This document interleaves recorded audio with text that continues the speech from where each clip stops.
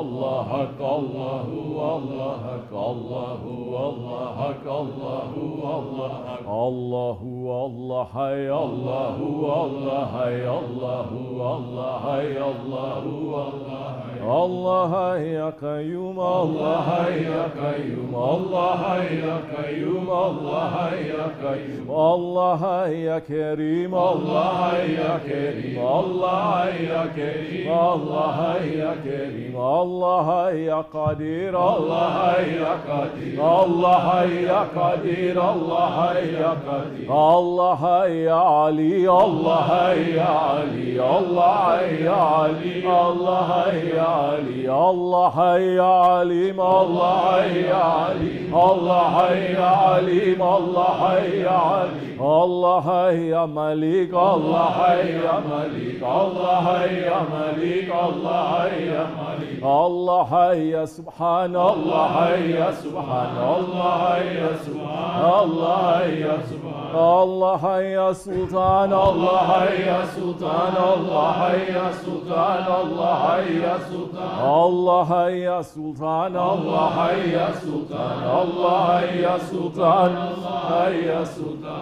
Allah hay ya fetah, Allah hay ya fetah, Allah hay ya fetah, Allah hay ya fetah. Allah hay ya settar, Allah hay ya settar, Allah hay ya settar, Allah hay ya settar. Allah hay ya shafi, Allah hay ya shafi, Allah hay ya shafi, Allah hay ya shafi. Allah hay ya Ali, Allah hay ya Ali, Allah hay ya Ali, Allah hay ya Ali. Allah hay ya azim, Allah hay ya azim, Allah hay ya azim, Allah hay ya azim. Allah hay ya mümin, Allah hay ya mümin, Allah hay ya mümin, Allah hay ya mümin. Allah hay ya vekil, Allah hay ya vekil, Allah hay ya vekil, Allah hay ya vekil. Allah hay ya vahhab, Allah hay ya vahhab, Allah hay ya vahhab, Allah hay ya vahhab. Allah hay ya Rashid, Allah hay ya Rashid, Allah hay ya Rashid, Allah hay ya Rashid. Allah hay ya Hamid, Allah hay ya Hamid, Allah hay ya Hamid, Allah hay ya Hamid. Allah hay ya Cemal, Allah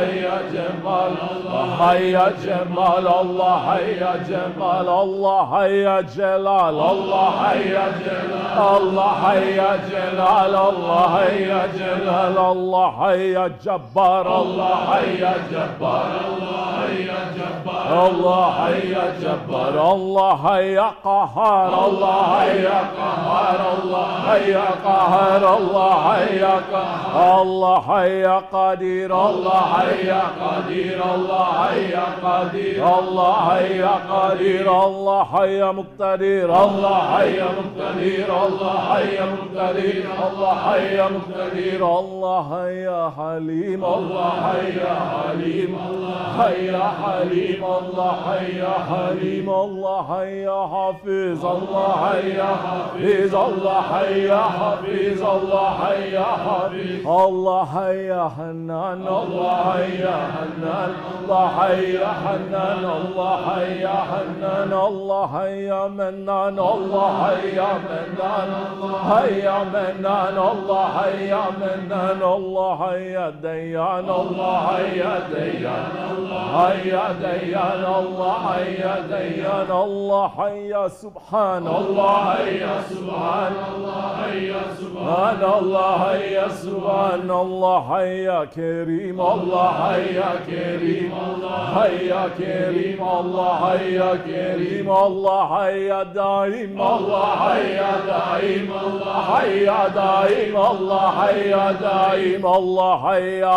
Azim, Allah hay ya Azim, Allah hay ya Azim, Allah hay ya Azim. Allah hay ya Fetah, Allah hay ya Fetah, Allah hay ya Fetah, Allah hay ya Fetah. Allah hay ya Settar, Allah hay ya Settar, Allah hay ya Settar, Allah hay ya Settar. Allah hay ya Wahhab, Allah hay ya Wahhab, Allah hay ya Wahhab, Allah hay ya Wahhab. Allah hay ya Ahad, Allah hay ya Ahad, Allah hay ya Ahad. الله حي أحد الله حي الصمد الله حي الصمد الله حي الصمد الله حي الصمد الله حي أول الله حي أول الله حي أول الله حي أول الله حي آخر الله حي آخر حي آخر الله حي آخر الله حي ظاهر الله حي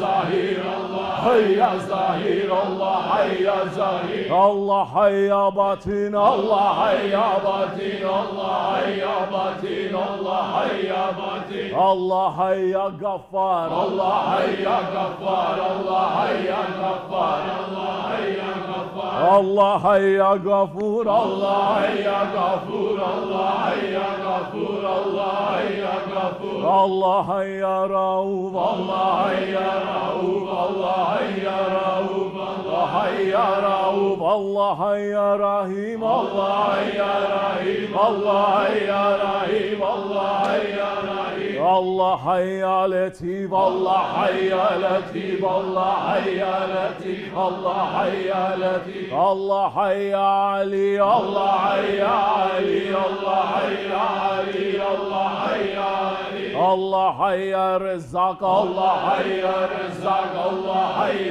رزاق الله حي رزاق الله حي غني الله حي غني الله حي غني الله حي غني الله حي ودود الله حي ودود الله حي ودود الله حي ودود الله حي لطيف الله حي لطيف الله حي لطيف الله حي لطيف الله حي الله الله حي الله الله حي الله الله حي الله الله حي الله الله حي الله الله حي الله حي الله الله حي الله الله حي الله الله حي الله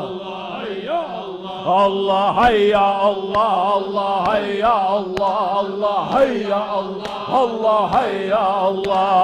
حي الله الله حي الله حي الله الله حي الله الله حي الله الله حي الله الله حي الله الله حي الله الله حي الله الله حي الله الله حي الله الله حي الله الله حي الله الله حي الله الله حي الله حي الله الله حي الله الله حي الله الله حي الله حي الله الله حي الله الله حي الله الله حي الله الله حي الله الله حي الله الله حي الله الله حي الله الله حي الله الله حي الله الله حسبنا الله نعم الوكيل نعم المولى نعم النصير ولا حول ولا قوة إلا بالله العلي العظيم أعوذ بالله من الشيطان الرجيم بسم الله الرحمن الرحيم إن الله وملائكته يصلون على النبي يا أيها الذين آمنوا صلوا عليه وسلموا تسليما اللهم صل على محمد وعلى آل محمد وسلم اللهم صل على محمد وعلى آل محمد وسلم اللهم صل على محمد وعلى آل محمد وسلم اللهم صل على محمد وعلى آل محمد وسلم اللهم صل على محمد وعلى آل محمد وسلم اللهم صل على محمد وعلى آل محمد وسلم اللهم صل على محمد وعلى آل محمد وسلم اللهم صل على محمد وعلى آل محمد وسلم اللهم صل على محمد وعلى آل محمد وسلم اللهم صل على محمد وعلى آل محمد وسلم. صل يا ربي وسلم على جميع الأنبياء والمرسلين وعلى كل أجمعين والحمد لله رب العالمين. على أشرف العالمين سيدنا محمد الصلوات. على أكمل العالمين سيدنا محمد الصلوات. على أشرف العالمين سيدنا محمد الصلوات. صلوات الله تعالى وملائكته وأنبيائه ورسله وجميع الكلام محمد وعلى آل محمد عليه السلام. ورحمة الله تعالى وبركاته رضي الله تبارك وتعالى سيدنا أصحاب رسول الله أجمعين وأن تابعهم إحسان ومجتهدنا المهتين وعلماء المتقين والأولياء الصالحين وإلى مشايخنا في تركة نقشبندية العليا قدس الله تعالى أرمام زكيا من أمر الله تعالى المباركة وأرى الله تعالى بركاتهم وفيداتهم دائما والحمد لله رب العالمين. الفاتحة. الله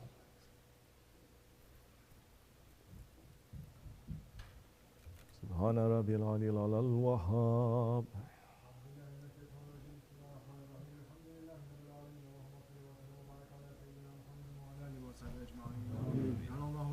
نستجب شفاعته وارجو من الله رحمته ورأفته.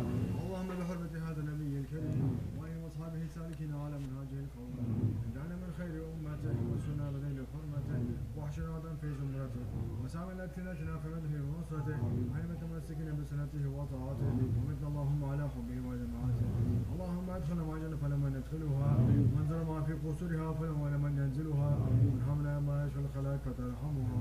اللهم ارزقنا زيارته في كل سنة ولا جنوب فيك ولا عنه قبل سنة. اللهم لا جنوب أتي ذنوبا وستأتى بيد المغفرة عيوبا. اللهم انه كان معنا فالسماوات في مثلها قدم فضلها رحمهم الله.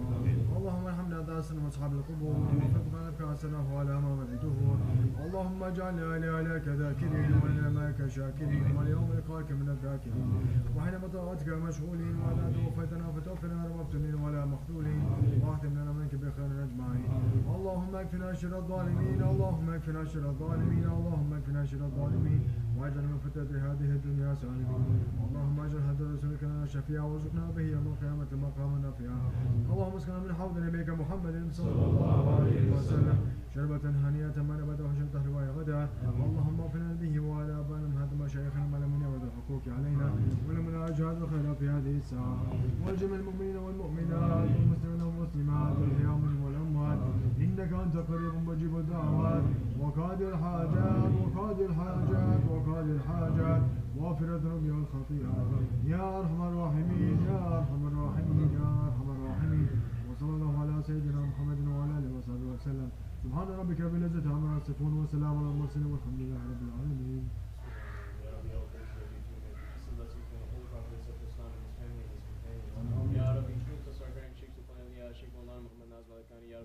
Please bless our Sheikh Sahib Hussein Sheikh Abdul Karim Kusirban, Ya Rabbi.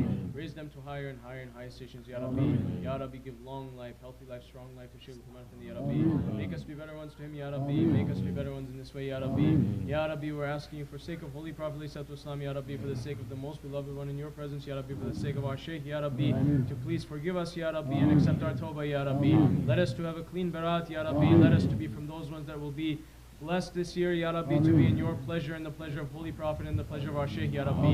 Ya Rabbi, don't let us to be from the people who are going to be arrogant in their disobedience, Ya Rabbi. Make us to be sincere, Ya Rabbi. Ya Rabbi, we have sickness inside us. Please cure us, Ya Rabbi. Don't let us to be the ones that are going to be in the wrong way, Ya Rabbi. Ya Rabbi, keep us Jamaat. Don't let us to be separated, Ya Rabbi. Let us to be blessed. Don't let us to be deprived, Ya Rabbi. Let us to be the ones that are going to be fixing the zulm inside ourselves, Ya Rabbi. Don't let us to be zalim, Ya Rabbi. Ya Rabbi, let this to be the year that zulm comes down, Ya Rabbi, for the sake of our Holy Prophet, Ya Rabbi, for the sake of our Shaykh, Ya Rabbi.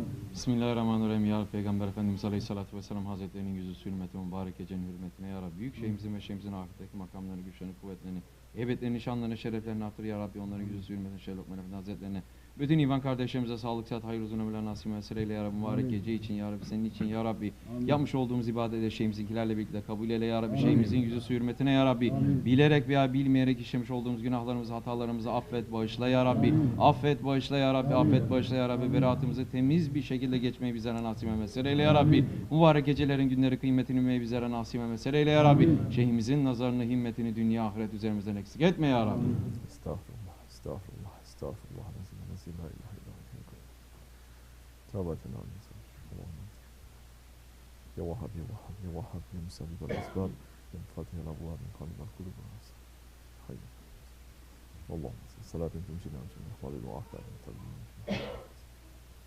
اللهم صل على يا أرحم الراحمين ارحمنا واعف يا غفر الذنوب استغفر القلوب آمنا من أمين السلام عليكم إلى شرف المصطفى رسول الله صلى الله عليه وسلم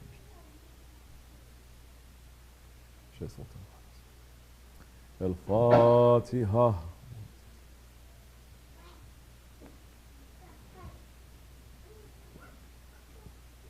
فاتحة prepare for Sakala Sharif اللهم صل على سيدنا محمد النبي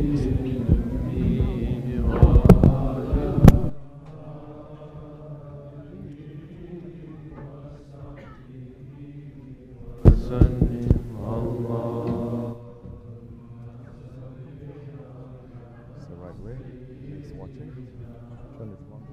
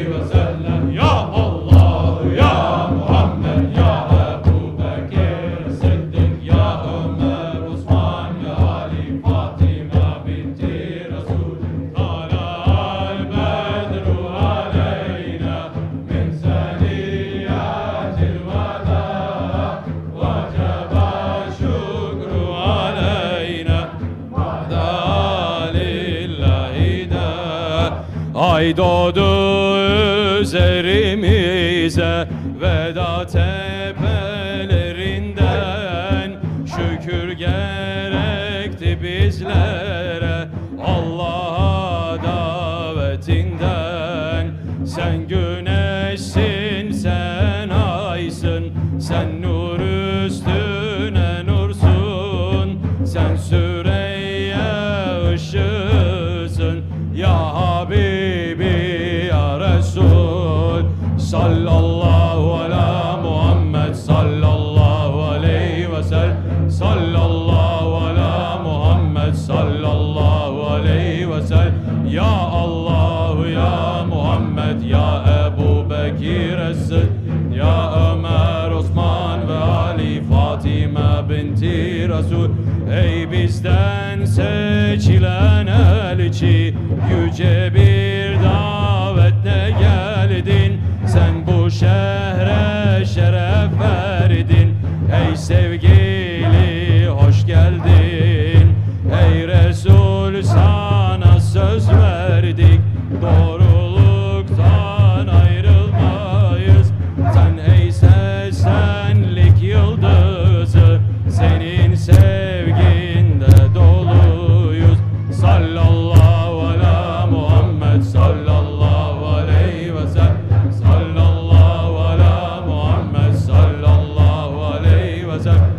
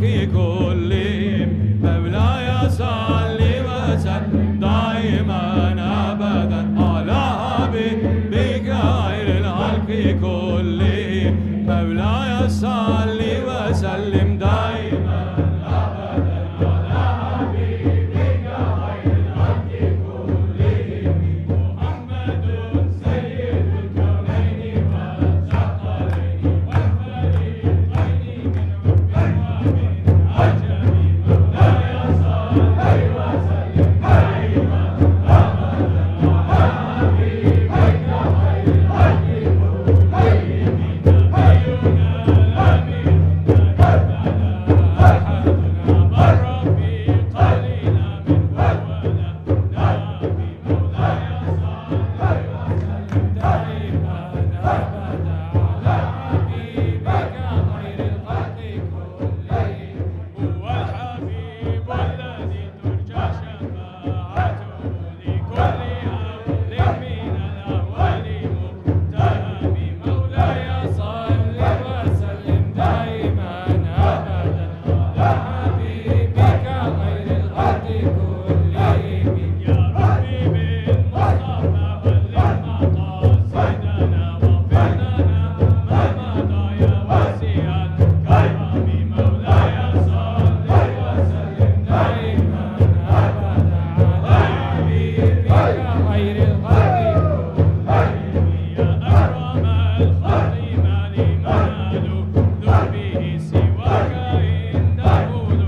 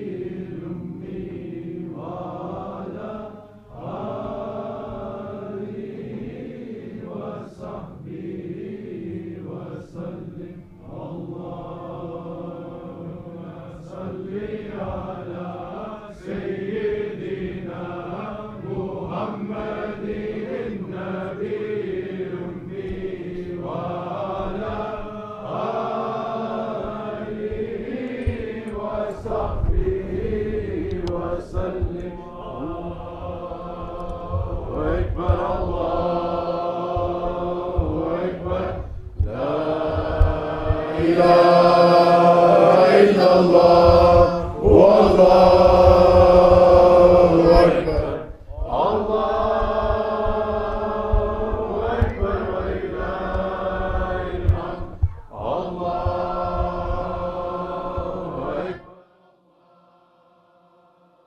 أكبر لا إله إلا الله والله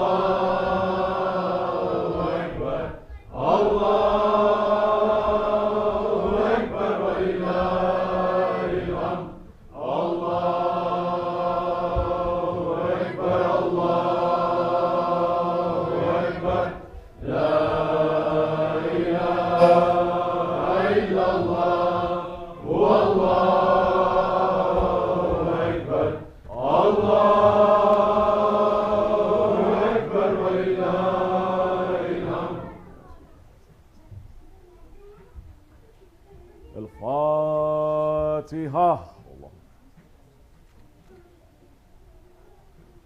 Biz Osmanlıyız. Biz Osmanlıyız. Erkşanlıyız. Erkşanlıyız. Tekbir. Allahu Ekber. Tekbir. Allahu Ekber. Tekbir. Allahu Ekber.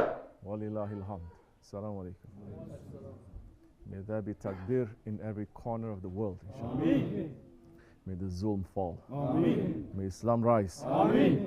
May the unbelievers fall. Amin. May the believers rise. Amin. May we have more power. Amin. May Mahdi alayhi salam come soon. Amin. May Dajjal be fallen down. Amin. May Allah forgive me and bless you. Al-Fatiha. Amin. Assalamu alaikum. Allah kabul etsin inshallah. If there's anything that you want to say, feel free. Say something that is going to give benefit to you and others, or else keep silent. If you have a question, ask. Don't keep it, and then later to say, I don't have a chance to ask. If there's anything you want to say, say. Say with sincerity and say with bravery. Don't worry, no one is going to touch you. If you don't say, you are going to be responsible dunya and akhirat. May Allah accept our worship tonight for the sake of Barat. May the rest of the year be open for us, inshallah, with the support of our Shaykh. May his station be risen, inshallah. May there be every opening for us to be able to bring the light of Sahibul Saif to every home, to every person, to every house in the face of the world.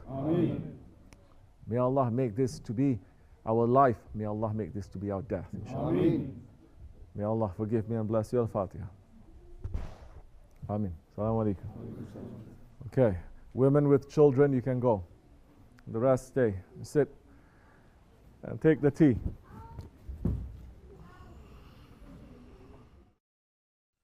بسم الله الرحمن الرحيم وأسألك اللهم بالأسماء التي دعاك بها سيدنا آدم عليه السلام وبالأسماء التي دعاك بها سيدنا نوح عليه السلام وبالأسماء التي دعاك بها سيدنا هود عليه السلام وبالأسماء التي دعاك بها سيدنا إبراهيم عليه السلام وبالأسماء التي دعاك بها سيدنا صالح عليه السلام وبالأسماء التي دعاك بها سيدنا يونس عليه السلام وبالأسماء التي دعاك بها سيدنا أيوب عليه السلام وبالأسماء التي دعاك بها سيدنا يعقوب عليه السلام وبالأسماء التي دعاك بها سيدنا يوسف عليه السلام وبالأسماء التي دعاك بها سيدنا موسى عليه السلام وبالأسماء التي دعاك بها سيدنا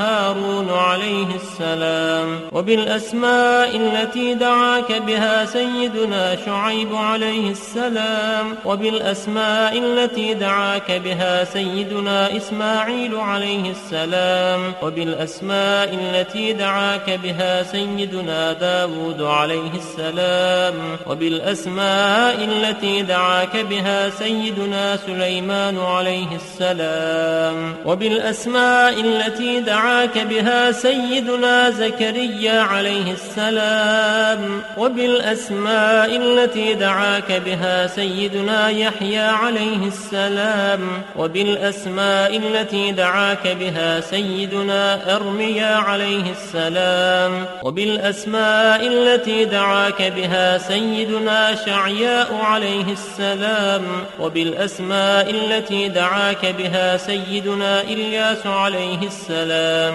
وبالأسماء التي دعاك بها سيدنا اليسع عليه السلام وبالأسماء التي دعاك بها سيدنا ذو الكفل عليه السلام وبالأسماء التي دعاك بها سيدنا يوشع عليه السلام وبالأسماء التي دعاك بها سيدنا عيسى عليه السلام وبالأسماء التي دعاك بها سيدنا محمد صلى الله عليه وسلم وعلى جميع النبيين والمرسلين أن تصلي على سيدنا محمد نبيك عدد ما خلقته من قبل أن تكون السماء مبنية والأرض مدحية والجبال مرسية والبحار مجرأة والعيون منفجرة والأنهار منهمرة والشمس مضحية والقمر مضيئا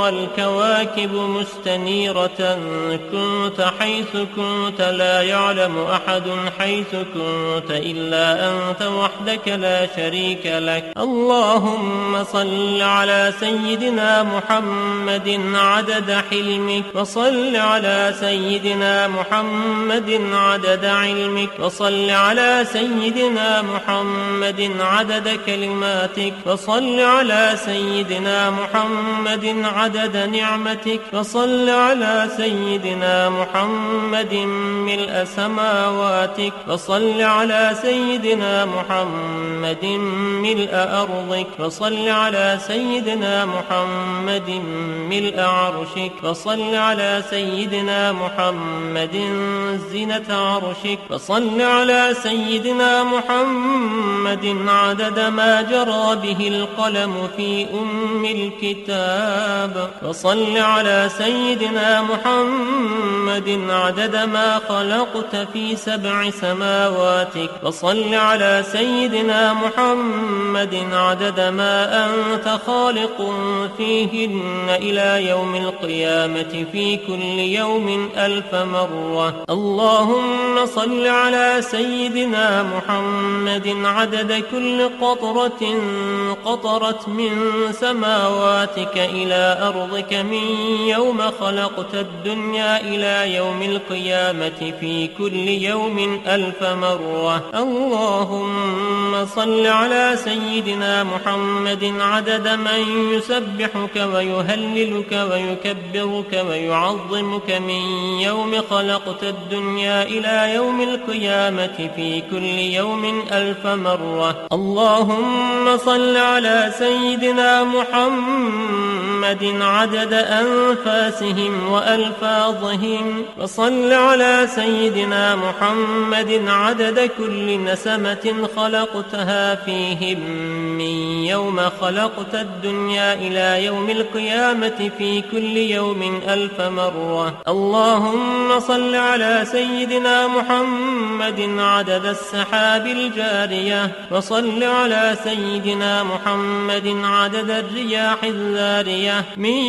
يوم خلقت الدنيا إلى يوم القيامة في كل يوم 1000 مرة اللهم صل على سيدنا محمد عدد ما هبت عليه الرياح وحركته من الأغصان والأشجار والأوراق والثمار وجميع ما خلقت على أرضك وما بين سماواتك من يوم خلقت الدنيا إلى يوم القيامة في كل يوم 1000 مرة اللهم صل على سيدنا محمد عدد نجوم السماء من يوم خلقت الدنيا إلى يوم القيامة Remember your death.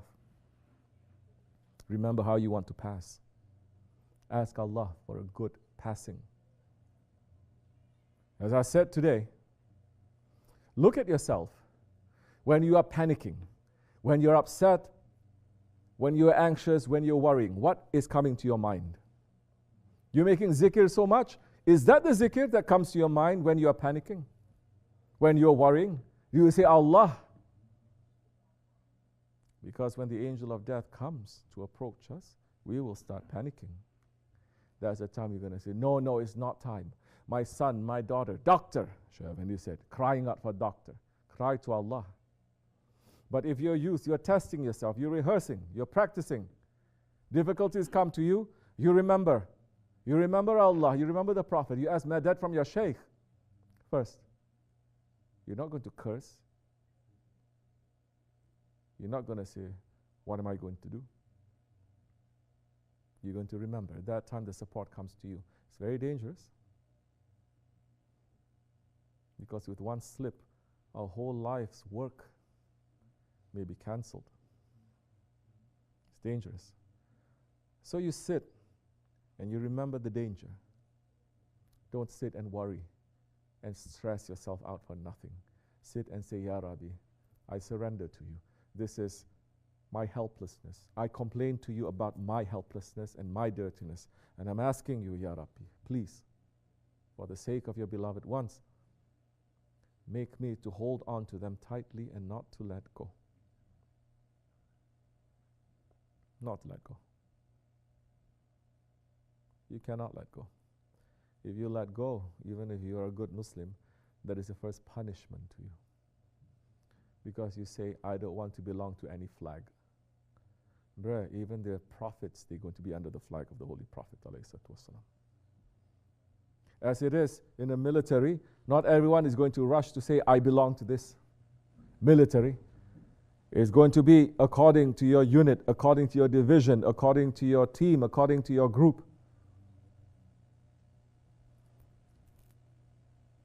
How you think it is going to be on the Day of Judgment? Allah is saying, according to rows, according to groups, under their flags. Which flag you're under? Oh, I know which flag you're under. You're under your own nation's flag. Because no nation is teaching we have to be under the flag of Rasulullah ﷺ. No nation.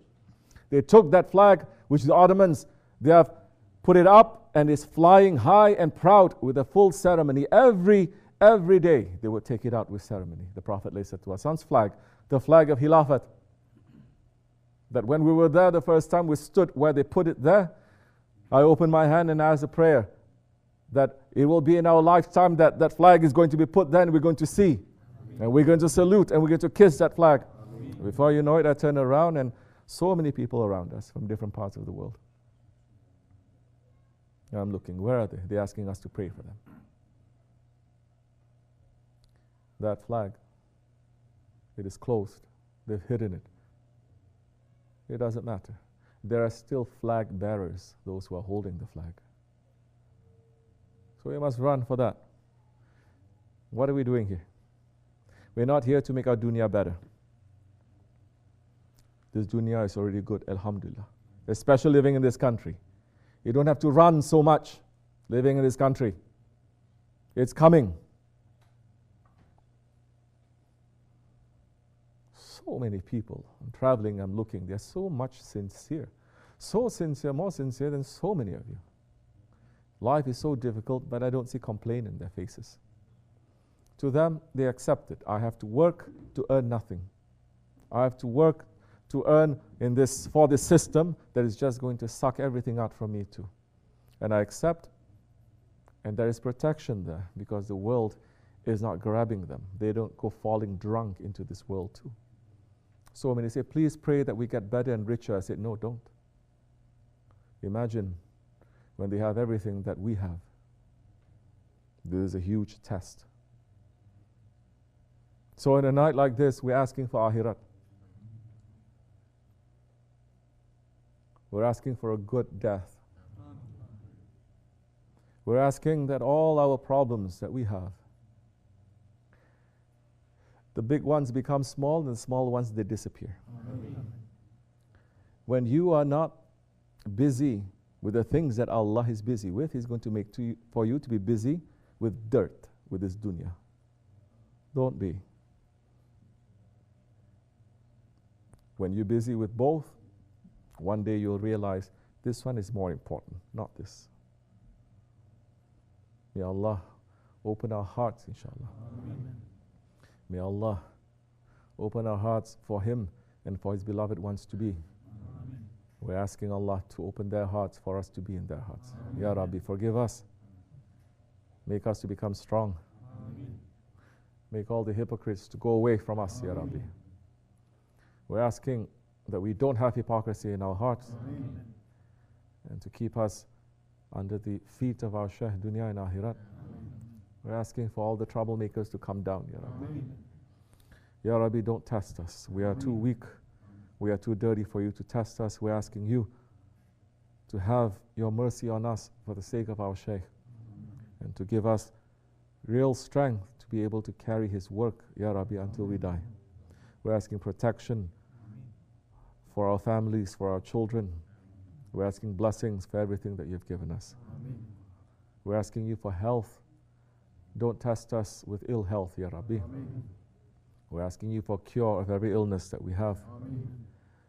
We're asking you, Ya Rabbi, for this whole world to turn to you, Ya Rabbi. Amen.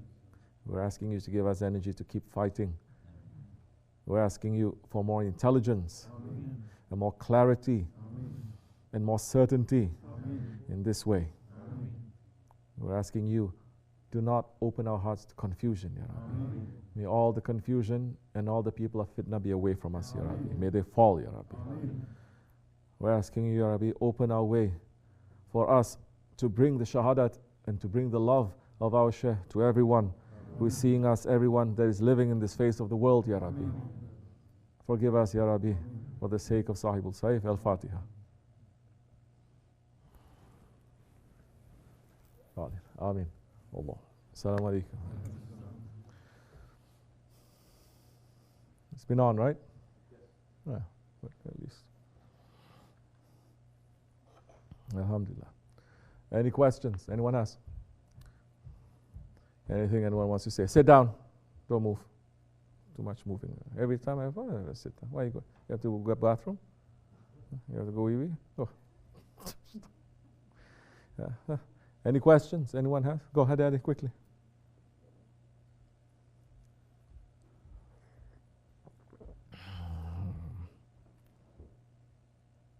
Yes? It was mentioned that the Prophet said that at the age of 40, if your good deeds are more than your bad deeds are more than your good, then you should be worried. Is this something that a person would know by just reflection, or there are other signs that would be there to recognize that? If by the age of 40 a man is not knowing that he has wasted his life, then he's in big trouble. The word of the Holy Prophet ﷺ, if by the age of 40, if a man's good deeds is not more than his bad deeds, then prepare yourself for the fire. That is a warning. Would any believer, when he reaches the age of 40, say, oh, Alhamdulillah, I don't fall under that category? Any believer is going to say that? Any believer, have you ever heard 1,400 years, any believer saying, looking at this hadith and saying, I'm weighing, I pray more, so I'm safe? Or is every believer afraid? Is every believer afraid from this? They are. If Hazrat Umar, radiallahu an, he is afraid that he is going to be called a munafiq, what about us? This is the problem. Because the Muslims, we are not studying the lives. You only know how to give fatwa to each other by this ayat and this hadith, but you don't know the lifestyle of these people, of the Sahabe Kiram, of the Tabi'in, of the Awliya Allah, at least the Awliya Allah living in your midst, in your country, in your nationality. You're not studying it. Nobody is studying it. They cancel all of that. So how are you going to learn? How is it possible for us to learn so much from 1,400 years now? It is impossible. Hazrat Umar was afraid that he was going to be called a munafiq. The same Hazrat Umar, the Shia under Shah Ismail, when he massacred all the Ahl Sunnah, because that whole area there, it was very strong Ahl Sunnah. It was 600 years, even more. When he came, he massacred. It was a genocide that was there. Nobody talked about it. Of course, they only say, oh, conflict, Sunni and Shia. That is the time he made it a law for the mimbars, for the imams to curse at the three sahabis, at the three khalifas, to curse publicly. And they made it into a national holiday, Bayram, for the one who assassinated Hazrat Umar. They made a tomb for him. And every year on the day that Hazrat Umar was assassinated, they made it into a big feast, into a Bayram. More I can say, you can find out.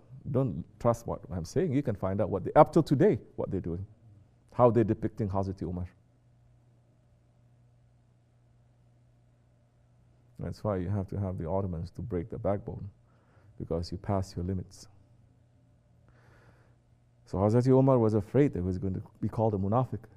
The list was given by the Holy Prophet ﷺ to a Sahabi Kiram. He says, this is the list of munafiqs. And everybody knew he had the list, but Prophet says, don't tell anyone. And he didn't. Everyone tried to ask him.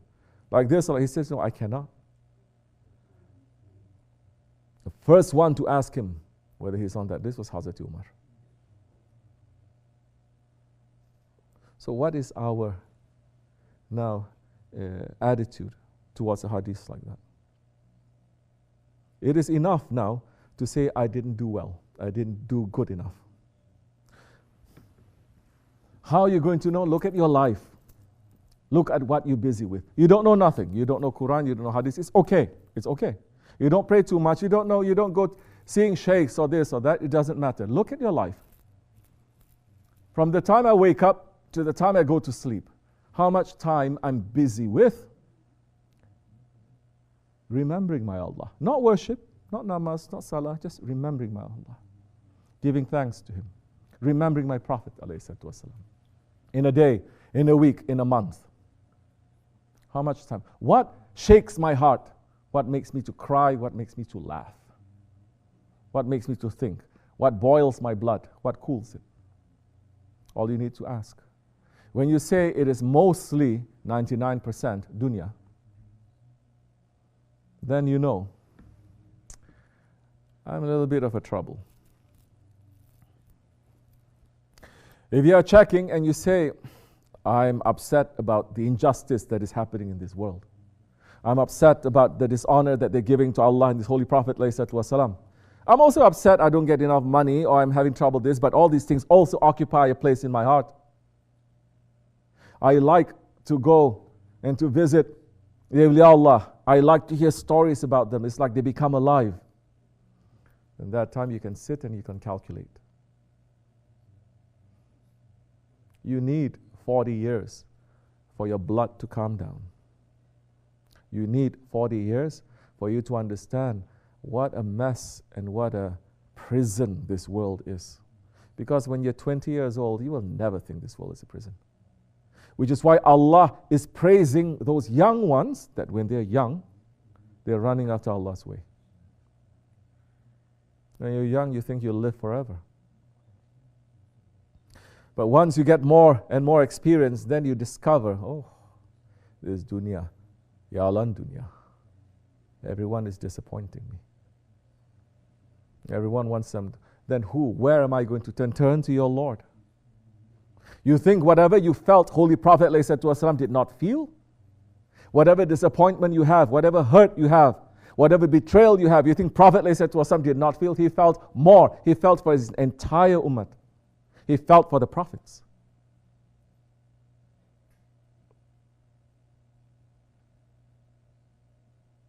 So don't be alone. Don't be alone. This is what modern life is teaching you. Be alone. Pretend you have thousands of friends.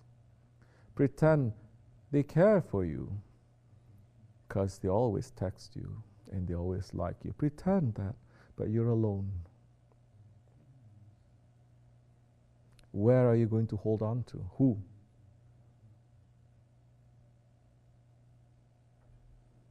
You know who is alone and who has cut off all hope from Allah? Shaitan. Shaitan. Is that true? Did Allah cut off all hope to him, from him? No.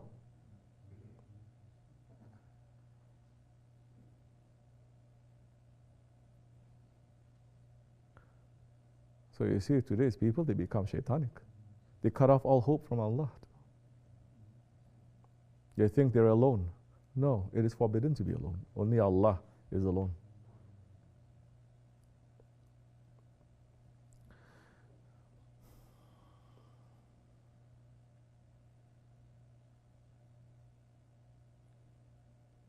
Allah saying to His angels on a night like this, what are they asking for? What are they asking for? My creatures. The angels are going to say, they are asking for better dunya, Ya Rabbi. Allah is saying, open the way. Are they struggling? Are they working hard to open that dunya? He says, yes, open the dunya a little bit for them. Close the akhirat a little bit for them. Allah is asking, what are they asking for? These are the ones they're asking, Ya Rabbi. They're afraid and they're asking for you. They're asking for me. Open the way to me more. Because they're asking for me, I give command and order for the dunya to give to them, so that they're not going to be busy with this dunya. Allah never forgets us. And He has given us this, for this ummah especially. This is the Bayram of the angels. This is the Eid of the angels. And after this is going to be another Eid for the angels, which is Laylatul Qadr. This is the other holy day for us, after Barat, which is Laylatul Qadr. To this nation, Allah has given what is only given to the angels too, not to the other nations. Yet,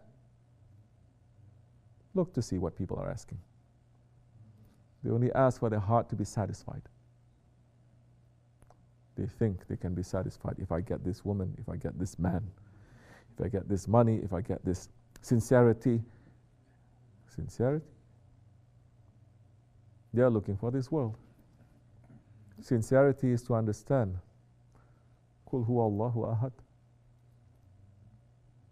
He is Allah, we're in need of Him. We're running to Him. He will show us. Each and every one of us, He will show us something different. But He is far away from us. There's nothing that we can describe Him with.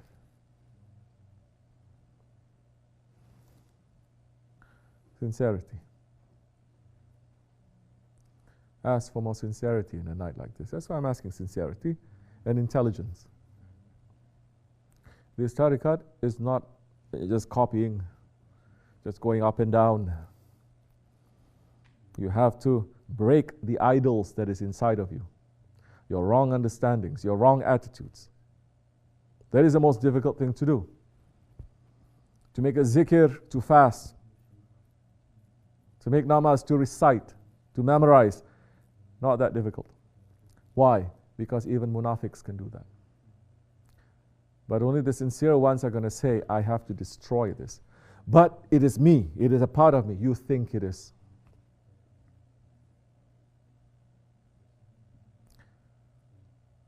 Your stubbornness, it has to be destroyed. And that time something will open. Through those cracks, more light is going to shine through. You're going to lose more of yourself.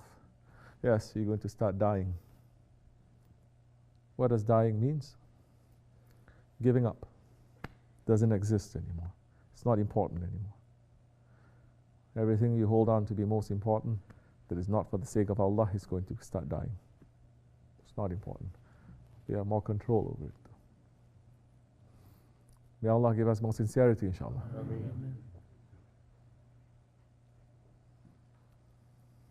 Wa min Allahu tawfiq al-Fatiha. Amin. Assalamu alaikum. Right.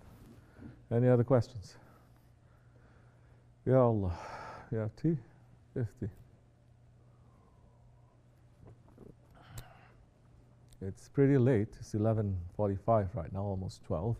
Those of you who want to leave and you have to leave tonight, I'm not that happy if you have to leave tonight, but if you have to leave tonight, then go. What can I do? If something happens to you, I'm not responsible. This weekend. You want to stay, stay. If you want to go rest, you can rest. We have a couple of things we have to do a bit later on for prayers. So pace yourself, inshallah. Bismillahirrahmanirrahim. Yes, we still pray. We're not just going to fight our ego. We also have to pray.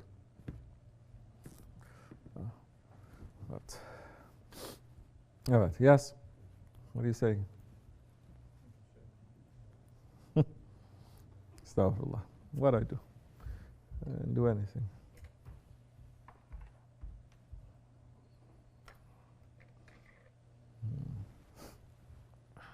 Yes? That's it? You have a question? Say, inshallah. Inshallah, once the person that Allah subhanahu wa ta'ala is giving them forgiveness, what's the way after that the person can continue from that point to show thankfulness that Allah subhanahu wa ta'ala is forgiving? How a person can show thankfulness? After the, what kind of question is that? How do you change after Allah subhanahu wa ta'ala is forgiving you to show that you're thankful for that? How do you express that? How do you express thankfulness to Allah?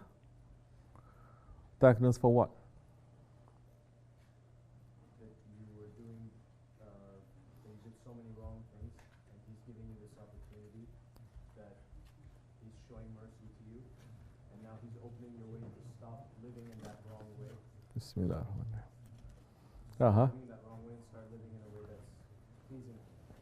One sign that Allah has accepted your tawbah is when He connects you with one of His friends, with the awliya, with the shaykh. There's an open sign.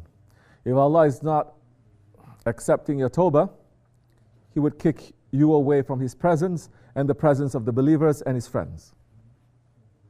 But if He's accepting it, no matter how bad you are, no matter how many wrong things you have done, there's a sign that He has accepted your tawbah. Now you are in front of that friend of Allah. And you're saying, I want to be with you. As Allah is saying, it is a command, be with the salihin. What does be with the salihin means now? Is it just to sit once a week to be with him? Now this is to your level of faith and to your level of sincerity. If you think that Allah is forgiving you for everything and has made you to come close to one of His friends, and if you think it is enough for you just to sit and to look at him and to smile and ask for prayers and then to go back, then that shows your level of faith. Who is your example then? That Allah has forgiven and joined to His friend or His beloved ones, and what they do. Who is your example? You don't look at any example, you look at yourself, you look at kafirs, you become like that. You become ungrateful then. But if your example is the Sahabi Kiram and the Awliya Allah and the Salihin, you know then that time they say, I dedicate my whole life to this way. As the Sahabi Kiram they did. They were people who buried their own children. Yet when the Holy Prophet ﷺ appeared and they submitted to him, that time, for the sake of Allah, for the sake of His Prophet, they're willing to cut off all ties with everyone who is against the Prophet ﷺ. And they ran for his mission. Yes, there is a mission. Prophet ﷺ had a mission, he has a mission. The mission is still continuing. The Ummah has a mission, it's still continuing. This is what the Muslims, they forgot. Until the Ottomans were taken down, until the Khilafat was taken down, the Muslims had a mission. That mission, no, it's not to have nuclear weapons. It's not to have good GDP. It's not to eliminate poverty and have more education and more healthcare. That's not the mission. All those things come like this and like that. Or Allah takes it away like this or like that. But they had a mission. The mission was the Prophet's mission. That's why the Prophet's flag is there. But Muslims, they lost that. Now their mission is just me and my family. What you want? The best of this life. Not too much, just comfortable. What is comfortable? What TV is showing? What TikTok is showing? That one. This lifestyle, this Facebook, this Instagram, like that. This is my vision. And this is my mission. It's not like that. In fact, things start falling down when we stop struggling against injustice. In any society, in any civilization. Once you say, well, we have to be political, we have to accept all these things because we need to grow and become more rich and more comfortable, that's when Allah will take away haybat from you. Because you're not standing up for those whom the Prophet cried over. Who? The widows, the women who have no husbands, the orphans, those ones who have no rights. And you're not looking what is making this oppression, what is a system that is oppressing, and you're not rising to make that system to fall, then you lost. Then that time you're part of them. I mean, we cannot do anything. We should not do anything. There is no permission for that to change things with our hands. We speak, who listens? Not with your tongue, but at least in your heart. Don't look at this world and say, it's so nice, it's so comfortable. Why? Because I live in suburbia. Don't. Be with the hearts of the Salihin, then you start looking at the world the way that the world should be. Look through the heart, look with the eyes of the Holy Prophet ﷺ. Then you're going to understand. Look to the eyes of the awliya Allah, you'll understand a little bit. Your heart will start opening. What is going to break? The idols in your heart. Then you're going to say, what is my headache compared to this? What is my heartache compared to this? What am I doing? I cannot reach, my hands cannot reach there. But at least you can reach to those ones who are reaching to there. Yes, Muslims had that mission once. Mostly it's lost. So now there's some, they still have this energy. They don't know where to go. So they just go arguing with each other. Is it hadith, is sahih, or is this daif, or is this false? Make fatwas to each other, fighting to each other. Then there are some that they've completely destroyed that spirit, and only little bits of pieces, people here and there, having that kind of a spirit. And then there are those that says, no, spirit should be, you should be busy with the books. Bury your whole face in the book. Don't look at anything else. Start swallowing the books. Start memorizing. Because the world needs more scholars.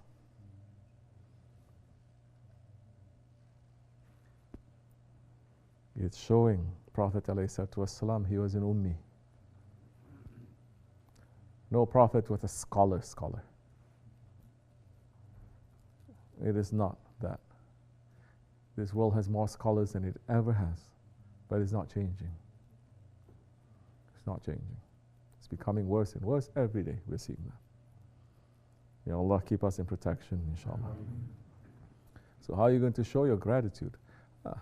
Now, your heart and their hearts, their objective and your objective, their will and your will, you're saying, let me try to bend it towards that. And then you will see. Because you're not going to get any satisfaction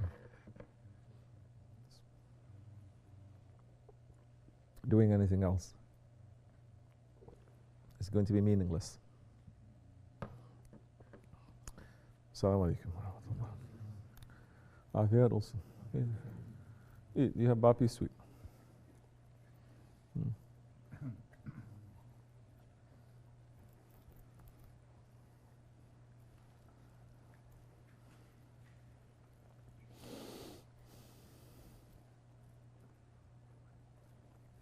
You cannot do 100 things, then do 50. You cannot do 50 things, then do one.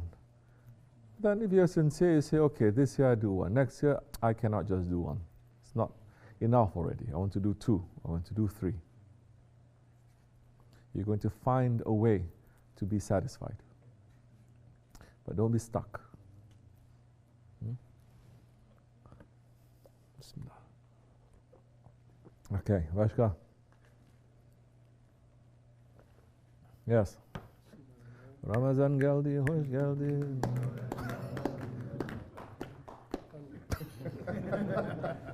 Yes, Ramazan abi. You give something about being with Salihin. I'm going to ask the question. Sadat asked this question to Prophet ﷺ. They said, Ya Rasulullah, when we are with you, we're so peaceful, we don't worry about anything. But when we're going outside, we're losing everything. Is there any way we could hold on to that high? And Rasulullah says, no, you cannot. If you can, Melek, you can see the Meleks, and the Meleks can do salams to you. Same thing. I'm asking the same question. Is there any way that when we're coming here, getting all this help from you, and then is there any way we can keep it in this real world? Yani, this is also a real world. You mean your world? That's not real. That world is very fake. This is real world. Man came to Hazrat Isa, because you asked me the question, I'm going to give you a heavy answer, because you know me, I know you. Man came to Hazrat Isa alayhi salam, saying, Ya Ruhullah, I wish to follow you. Because Isa alayhi salam is showing so many big miracles, no? And he says, I want to follow you. You look at the men up and down. It says, for you to follow me, sell everything that you own and give it to your neighbor that you hate. Then you can follow me. Guess what? The man said, it's okay. I follow you from YouTube.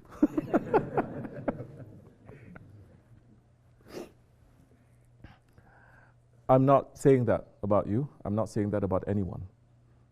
Please, let me say this over and over again, just to be clear. Never have I said, sell your things and then give to your neighbor who hates you, or give to me or something. Nothing. Okay?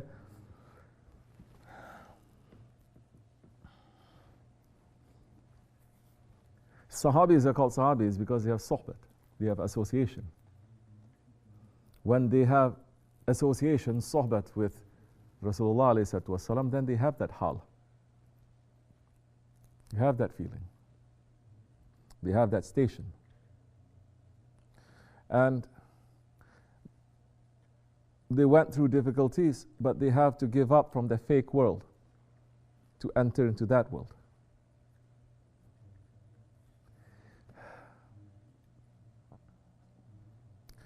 Once they enter into that world too,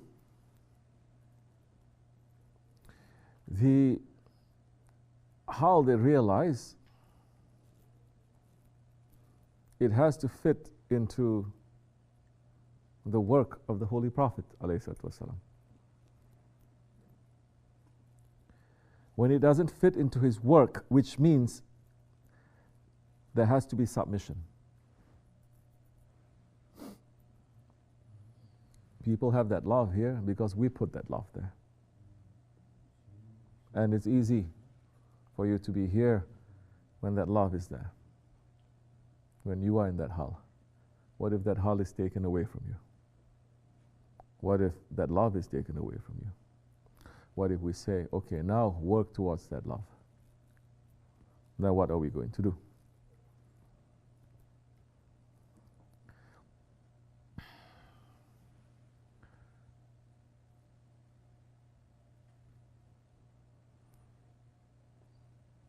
it's easy when that love is there to have a big feeling of submission. How long is your submission? You've been here since 6 o'clock, 5 o'clock. Started making zikr 2 hours ago, 3 hours ago. It's easy. When that hal is there, that feeling is there to say, I submit, I love. But that is just a bubble in this whole life of the Shaykh and the Dergah, of the association. There's just one.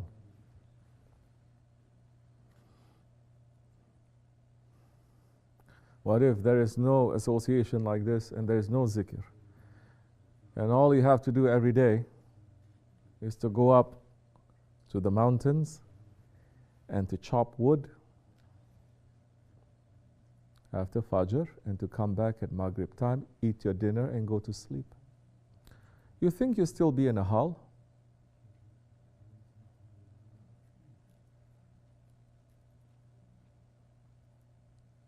You have this whole idea. There are people who have ideas of Dergah.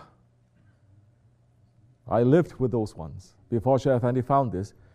And they have such fantasies about Dergah. It's good. I'm not saying anything. I don't know anything. I never say anything to anyone. They say, oh, it's going to be so nice.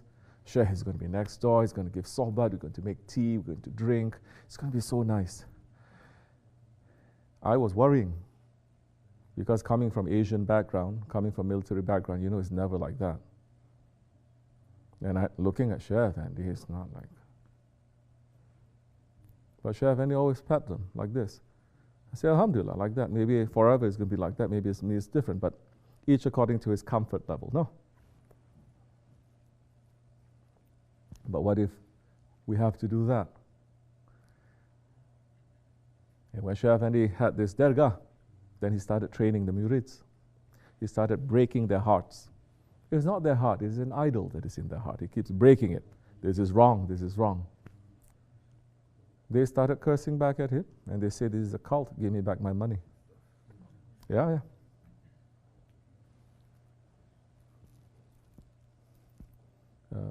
Any words you want to use today? What? Mental abuse, physical abuse. And we're saying, I'm going to knock you wall to wall. You know what this is. You're going to know, you're going to learn, easy way or hard way, about your relationship to Allah and how to be clean and come back to Allah. Yes. Because the Shaykh was showing love. And they think that it is just like that. There's not other things.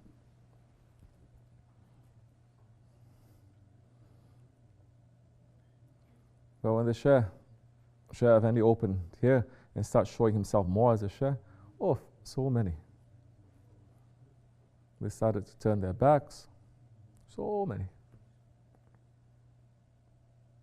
Saying this is a cult. So many. Even saying, you're not a Shaykh, you're Shaitan. Yeah? So many. They're saying, you're not my Shaykh. My Shaykh is Shaykh Maulana. My Shaykh is Shaykh Abdullah. So, when there is this hal, which by nature of its definition is not supposed to be permanent. When that is taken away and that finishes, what is left there? This is what we have to be concerned with. That's why this is not the way of being drunk. Drunkenness is a hal. Later you become sober, then what? So people who are sober, we even become suspicious when you're drunk, saying that this is not going to last forever. I know you mean something else, but let me just open it up like that. Because people also come and they just want to be drunk, you know. It's okay, yani. We can give them that too, but this is not the only thing that we're offering. There's other things. It's not the honeymoon. That is a marriage. That is life. You go through honeymoon, it's only 1 week if it's 1 week. Later you start fighting over small things. If your idea of marriage is the honeymoon, since when Muslims have this idea? If your idea of marriage and responsibility and love is according to whom Allah loves, what He wants from us, that time is going to be different. You're even going to be suspicious of, yeah, this is nice, but this is not the whole thing. It's going to be difficult. Then that time the sweetness will come through everyday things. Sweetness will come. You don't need vacation. You don't need fancy this or that. Simple things. And you will taste simple things. You'll be happy. Every day you're going to say, Alhamdulillah. Difficulty is coming, say this is giving us salt and pepper. So this hal that we have every now and again.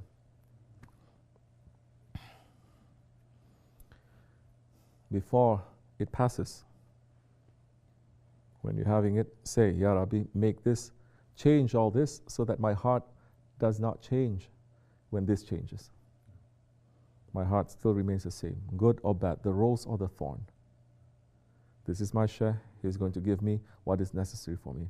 Which means what? I'm asking for more submission to him. For more submission. If not, if the hal is what you're going to get, we may become like Ibn Salama. He was the one, he was living with the Ahli Sufa. He was living in the masjid, in the jami. And that's what he was doing. But after a while he got bored. The hal finished. How can the hal finish? The hal finishes when you're not looking to what makes the Prophet smile or what makes him sad. You're looking to what makes yourself smile or sad. When it's not, the hearts are not together, it's separated, then it's just up to the person to. So he says, I'm asking you, can pray that I become rich, he's saying. Prophet ﷺ looking, what a strange request. And he's saying, don't you want to be poor like your Prophet? And he's saying, no, Ya Rasulullah, let me become rich so I can help so many people. He asked again, Prophet says, not necessary. He asked again, not necessary. Third time he asked, Prophet prayed, and whatever Prophet prayed for ﷺ is given. Someone gave him some sheep, he started giving twins. Before long, his business started to become bigger.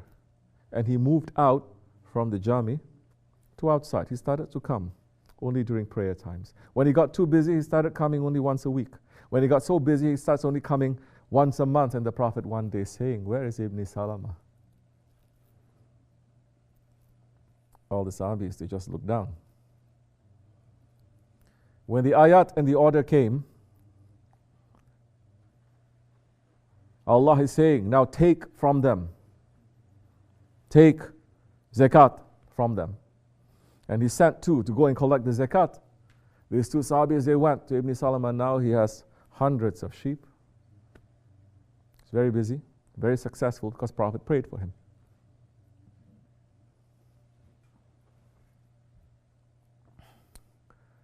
And he's saying, order came for us to take zakat from you. And he says, is he asking us to bribe him now?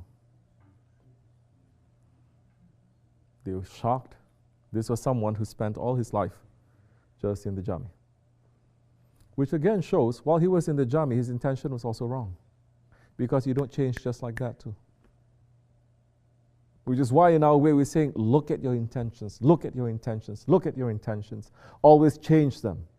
Are you sure? Test your intention. He said, go and collect from the other ones first and then come back and I'll tell you. So these ones, they go to another Sahabi that Prophet ﷺ has given him the job of business. Like you. And we said, really, the Prophet says, yes. Every 40 to give one. He said, take everything. Sahabi Kiram saying, no. Order is 1 out of 40. Then take the best out of this. He says, no. You have to take what is fair. He gave, he took, he went back to Ibn Salama. And then he says, no, I'm not giving anything. He cannot take bribery. He cannot take anything from me. When they were approaching, Prophet ﷺ looked at those two Sahabis that collected all the zakat approaching, and he says, oh, Ibn Salama, you have lost. You have lost, and you have lost. 3 times. 1, you have lost your title of being a Sahabi. Second, you have lost this dunya. There's no blessing there. Third, you have lost in the Akhirat.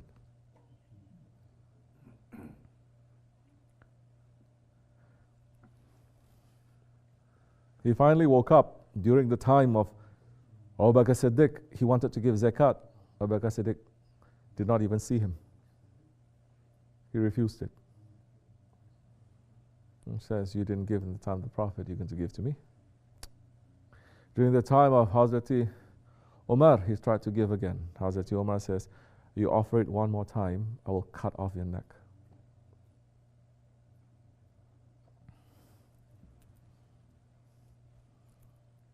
So,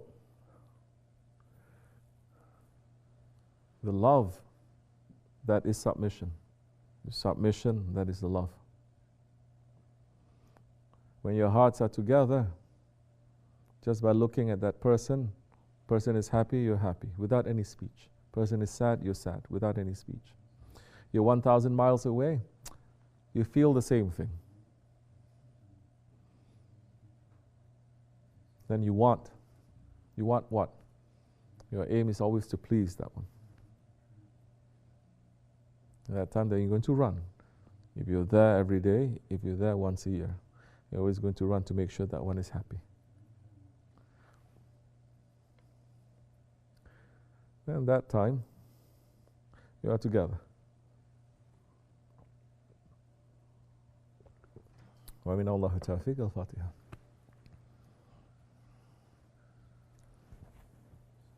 Inshallah, as much as we can.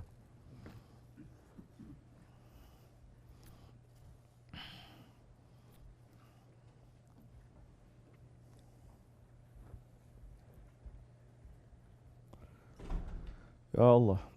Okay.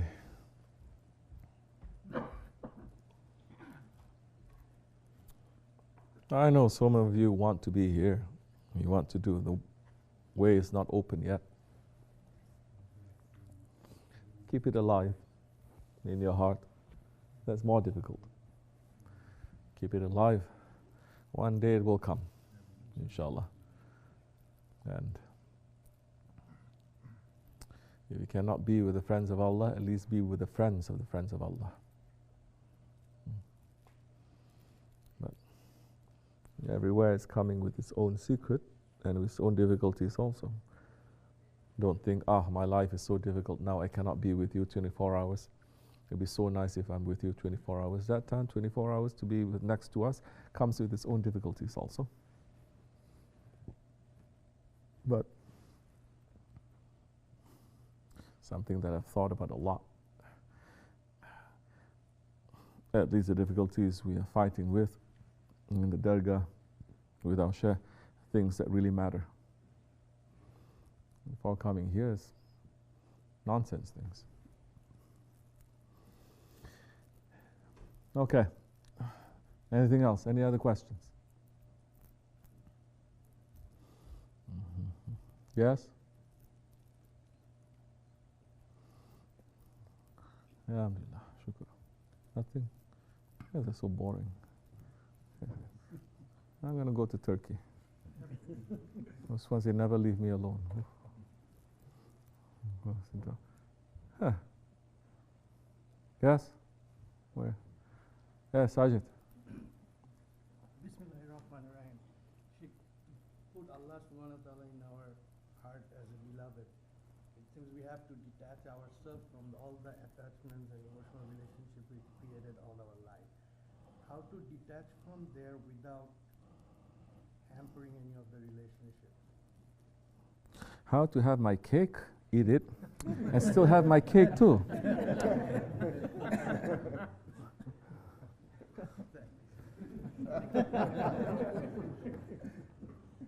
You cannot. I said also, I gave an answer to this. You weren't listening. What did I say?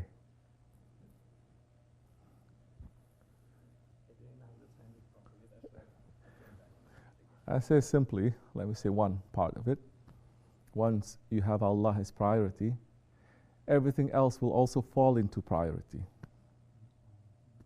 Then you'll know how much to love, when to love, who to love also. It is also there because everything is under there with Allah and those whom He loves.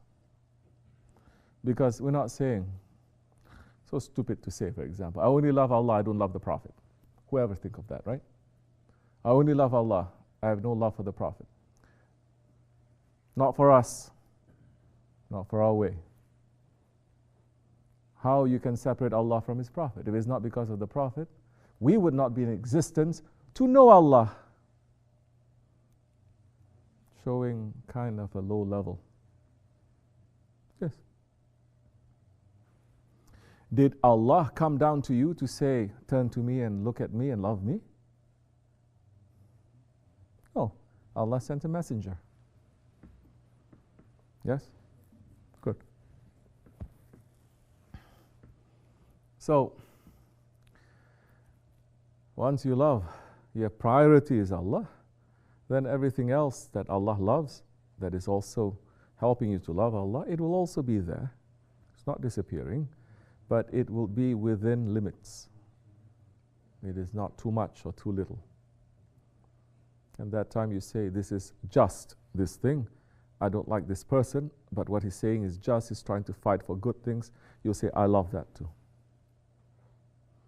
One that you love, let's say in your family, but he's standing up for oppression and wrong things, but he's your family. You say, no, for haq's sake, I don't love that. He starts falling into place. Do you understand me? Good. So it is not saying you cancel everything out. No. You must have love of Allah and the Holy Prophet ﷺ, and all those whom Allah loves. Will also be there. Not at the same level, of course. Then you're going to understand step by step how I achieve Allah's love. Okay? Don't get so drunk to think I'm only going to go into meditation and this light is going to hit me and then this bubble going to come to me and then I'm going to float somewhere and then I'm going to be with Allah, I'm going to like this. No, don't think of it like that. You understand? Go down very humbly as how the Sahabi Kiram went through. How they had the love of Allah in their hearts. Don't look at anything else. Don't look at philosophy. Don't look at books. Don't look at stories. Don't look at movies. Don't look at anything. Look at Sahabi Kiram. Look at the companions. How did they have the love of Allah? By serving the Prophet ﷺ, by submitting to the Prophet ﷺ. You understand? You cannot go to Allah directly. You cannot. So now the question is, who is going to bring you to the love of the Prophet and to the love of Allah? Who brought the Sahaba Kiram to the love of Allah? The Prophet ﷺ. He is their guide. He is their murshid. He is their shaykh. So now, you want to go into the presence of Allah subhanahu wa ta'ala to love. There's someone who's going to prepare you for that. You cannot prepare by yourself. And that one who's going to prepare you, that one has been chosen and trained to prepare you. That one may be completely different from you. That one may be the poorest person. That one may be a person who does not even know how to speak well or this, or it doesn't matter. The secret is put there.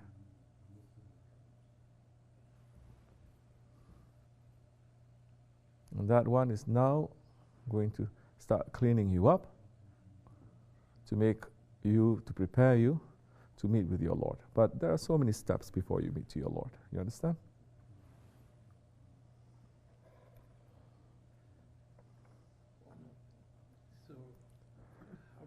So how to have the cake and eat it too? I'm telling you, there is no cake. Or I'm saying everything is cake. So if I'm doing what you just said, and rest of my family members is not understanding, first of all, is contradicting to every point they point out, and every time when I'm coming here and going back, they seem a little overwhelmed and they try to pull me down. How you are overwhelmed? Like you're floating in the air? Like, yeah, like it's a different energy when I go back home from here. Right. And somehow are you telling them, oh, you have to pray, otherwise you're going to go to hell? And are you saying things like that? No, Okay, don't say it like that. I'm just saying, I'm trying to make them understand that when the Quran was revealed within Hazrat Muhammad Sallallahu Alaihi Wasallam. Don't make them understand. Don't fight. Don't quarrel. Don't explain. They see you are different, just say, I'm a little bit drunk, that's all. What you do? Whole weekend I was somewhere drinking. See, we're drinking. Wilson. Or eating cake. Tell them, I'm just overwhelmed with cake. Don't explain, don't fight. If they don't understand, they don't understand. Leave it. Just leave it like that.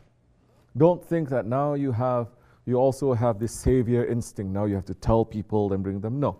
At the same time, people are going to say there is something different about you.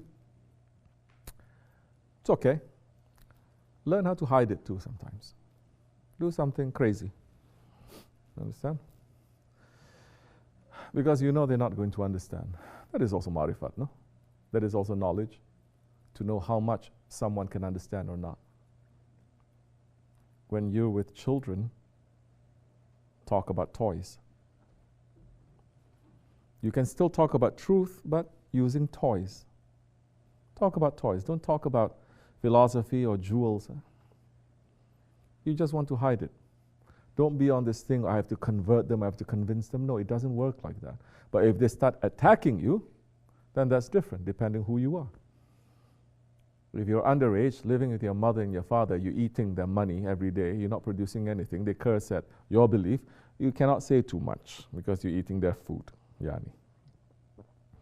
If you are the father of the house and you pay all the bills and people start attacking you, that's different. You have the right to defend. You say, draw the line to say, Lakum dinukum waliyad-din. You, your religion, and to me, mine. Don't enter into this subject. Don't talk. We'll get along really well. Let's talk about toys or cake. We don't enter into this.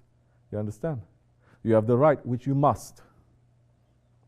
Draw a line. I'm not saying attacking or fight. Just draw a line. Don't enter into this. Don't talk about this. Be quiet. You have that authority, you have to use that. Otherwise, you're going to be questioned. You don't have that authority, you cannot say so much. Okay? But don't fight. You have to be strong now. A little bit. Okay? And anyway, they have all sorts of ideas. It's okay. It's not the first time. But tell them to come. Tell them, come for zikr. No, astaghfirullah, they're going to say. But they're going to melt. They're afraid the shaitan's going to melt. There are some people that they came here, say, no, I will never, never, never. 1 year, 2 years, 3 years, 7 years. And they come. They say, oh, it's not so bad. It's actually nice. But I only fear they can ask you weird questions. All of you are so boring. I would love some weird questions once in a while. Okay, asking this, I have my cake and eat it. This one saying this one saying that. Come, say some weird things. This is 12:30, this kind of questions. You know what kind of questions come at 2:30 in the morning? Weird question. 3:30, 4:30. Oh, I want to wish for that, but all of you are sleeping. Shah Effendi every week would give sohbat until Fajr time. People go cookie, they go like crazy because of lack of sleep. Then they start asking him, you see their eyes getting rounder and rounder. And he would speak, it's so interesting. That time we watch and we say, Subhanallah. It was good. So, never mind, let them to ask. I had so many people ask me weird questions before.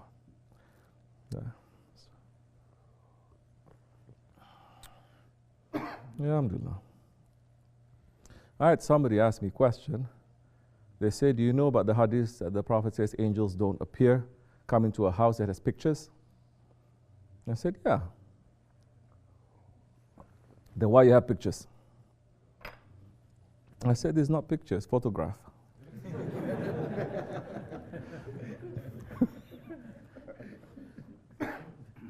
It's not photograph of cat or mountains or dogs. It's a photograph of the friends of Allah. They're not pictures. They're the faces of the friends of Allah, that Allah is looking to their faces. That Allah is saying, if Prophet ﷺ is saying, when you look at the Rijalullah, the Rijal of Allah, they will remind you of Allah. That's why I'm looking, because they remind me of Allah. If you put picture of yourself or your daughter or your father, you're never going to say, I worship them, no? But what are they reminding you of? Or picture of yourself when you were younger, 10 years ago. Every time someone, this is me 10 years ago, I was doing this and this. Nonsense. Nonsense. What are we doing when we look at pictures of our sheikhs? Oh, we have to watch ourselves. He is looking, Allah is looking. Immediately we pull back, remember Allah. Yeah? So, that's okay. It doesn't mean we put candles in front of their pictures. Now I have to make another explanation to people. And saying put candles, they're putting candles everywhere. Putting some, next time bring some fruit, put there also. Yeah? Put fruit, put oranges, and then put some incense there. Finish, complete. There are places in this world that there is awliya Allah, Muslim saints, and they go to unbelievers, and the unbelievers see a lot of karamats coming from them. They start worshipping them. There are places in Malaysia and Singapore. They start making idols of them. This one, they say, they're very powerful, and wearing turban, they make idols of them. And then they will always pray to them. Over 100 years, they're praying to them. Even those awliya say, don't touch them. They are people. But we don't do that too much, okay? I mean, this is already pushing it. Especially when we're not covering the pictures when we're praying. It doesn't matter. This one, they're saying, now we're worshipping fire. I say, Allah, Allah. There was electricity in the time of the Prophet. In fact, electricity is bid'ah. Isn't it? Fire is sunnah. So, but we don't push it. We know how to balance it a little bit. Inshallah. Okay? Yes? At home you put fire in front of the picture, Shahwandi? Because you come from Bangalistan, that's why. You put the tiki also. Children? The children in the house, a lot of children, they see Sheikh's picture, your picture, and they say Allah, Allah. And they kiss themselves. I don't know what kind of, from where they got this idea. Mm-hmm. They can see other things. Yes, of course. They see other things, especially kids before the age of baligh, maturity. Other worlds are open to them here and there. They are surrounded by angels. They are surrounded by angels. Yeah, they drive us crazy every now and again, but remember that they're surrounded by angels now. They are always protected. So they see things that we don't see. They feel things. Understand? So it's more direct. Alhamdulillah. All right. What else? You didn't eat your bapi soup? You salt too much. I feel also. Yeah. MashaAllah. There you go, Ruch. Don't be shy. Any questions? You see? Bring them. Let them ask me weird questions. I can answer. Oh, we see so many people asking Shafini so many weird questions. My mom keeps bragging about our dad being a peer and our granddad being a peer. I say, okay, they were, but you're not. You have to follow that. Tell her dad being a peer? My mom's uncle. Is he still alive? No, he's not alive. He's dead.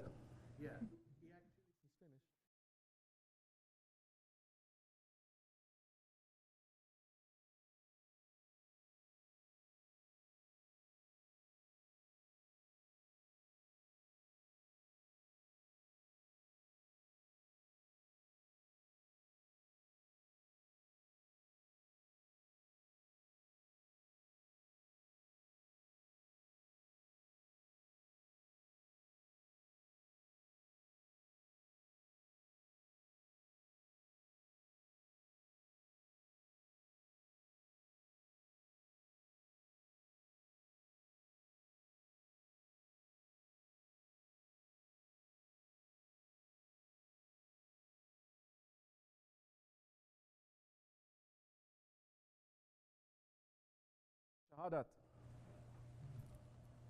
He declares Shahadat. So, I'm not saying anything about him. He worships a lot, yes. So what if you go to seclusion? It's okay. Doesn't matter. There are so many unbelievers who don't eat and drink more than 40 days. All those Hindu type people, all those Buddhist type people, they are stepping on their ego. And Allah gives. Allah is fair. He's not saying, no, only the Muslims are. No. Muslims, they're not keeping it. Allah takes it away from them too. Unbelievers, they are holding it. He gives. That's what was written when he stepped on his nafs. That's all. Yeah, but stepping on nafs is not just about eating and drinking. What is everything? Detaching from the whole. It's not about detachment. Your words are still very stuck there. It's not detaching. What it means to detach. We're not Buddhists or Hindu to be detached. Prophet ﷺ, did he cry? Did he cry? You don't know. He cried. Did he laugh? He laughed. You think your Lord cries? You think your Lord laughs? Yes? Good. Then what are we seeking for? Detachment. What you have to be detached from, it is your ego. It is your nafs. It is yourself that is saying, there is only me. Worship me. I'm the one who's most important. You know the test whether you have that or you don't have that, whether you are keeping it in control or not, you know what is the test? What is the test? I don't know. The test is if you're following someone that says, submit to me. It's not about not eating or not drinking. No. It's when you submit to a man who has been appointed to you by Allah. That is when you start fighting against your ego. That is what broke Shaitan. The angels, they're made from nur. They could have said, they're not so stupid, you know. The archangels, they could have said also to Allah, He is made of earth and mud. We're made of light. In fact, they're made of a substance higher than fire that Azazil is saying. But they didn't. You know what it means to prostrate to Adam alayhi salam? It means to submit. To say now he is Khalifatullah. Insan Kamil, the pure one, the one who's representing his Lord, that's the time where authority is given to him. So the test whether you're fighting against your ego, it is not whether you seclude yourself or you pray with your foot up in the air or you do this or you do that. It's when you have a sheh and the sheh breaks you. You know how the sheh breaks you? To break your ego, like they say in our way, the sheh is going to put you, is going to cut you into a mince meat, going to put you through the meat grinder. He's going to grind you. He's going to make you to become kofta. He's going to feed it to people. That is more difficult than not eating or drinking. After you don't eat and you don't drink, you know there is an enjoyment that comes from that too. You complain first week of fasting, after that you're on a high. Biologists, anyway, clever, test tube, smart tube baby people, they are saying, physically what happens? The body starts what? What? What? Healing itself. You know nothing. Starts eating itself. Starts consuming itself. Autophagy, isn't it? That is what happens when you are fasting. What happens? All your dead cells, that your cells die before you die, you're dying now. Your cells keep changing. It keeps dying and being born again. And all those dead cells that is everywhere, that if you don't fast, it turns to become cancer. When you fast, it starts eating all those dead cells. It starts eating itself. And then it burns with such a pure energy that yes, physically you will be on a high. Forget about spiritually, mentally, and everything. So that's fasting. That's fasting from food and drink. Imagine if you're fasting from hearing the wrong things, what it does to your hearing. Imagine if you're fasting from your eyes, what kind of energy is going to come? What things are you going to see? Fasting from all other things. Imagine if you're now fasting from your ego.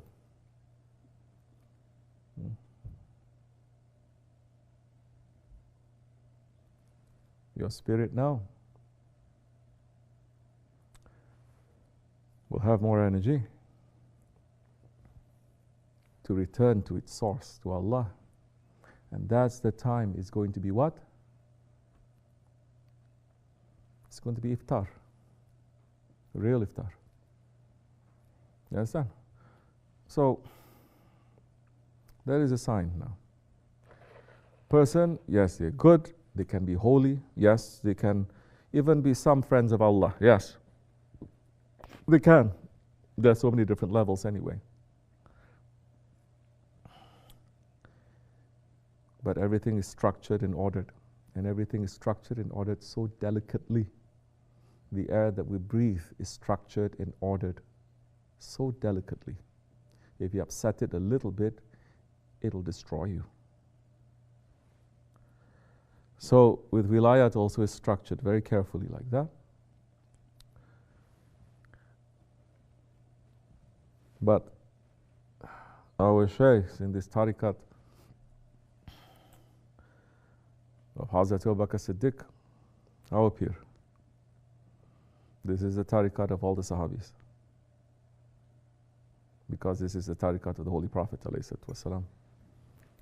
And you want to get higher education, the end of their way is the beginning of ours. And it's going to be everything that you never imagined. Yeah. But it's difficult.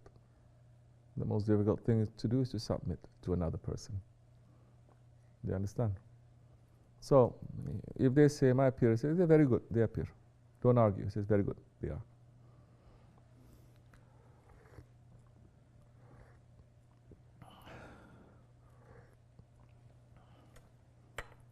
We're not here to become holy.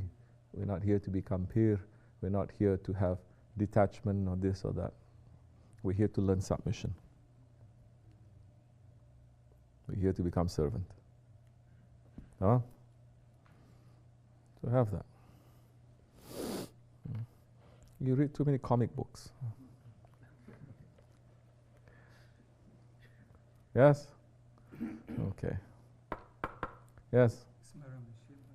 Question is, for us movies, so we can stay connected and our mind, when we're especially in dunya, is not distracted. You have to pack up everything and come here. I'll put you to be Imam for Fajr prayer, Zuhr prayer, Asr I'll give you a break, Maghrib you're going to lead, Isha you're going to lead, and then you're going to make zikr. Inshallah.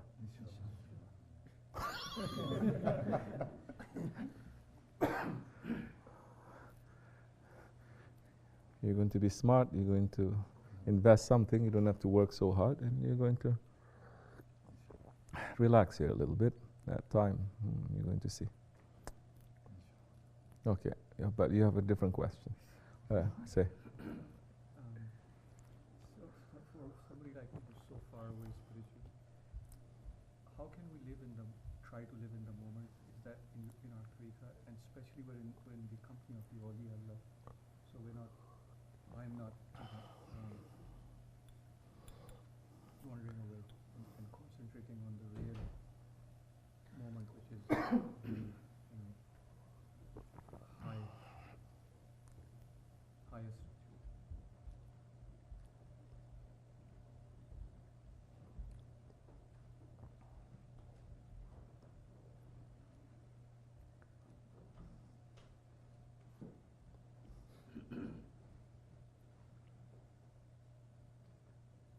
Let me take it back. There are different ways of falling in love. Some people fall in love because it makes them feel good. That is a very low level of love. But they complain about that one too. Then there is a proper way of falling in love, when it's not about whether you feel good or you don't feel good, but you have to make that one. You're looking at that.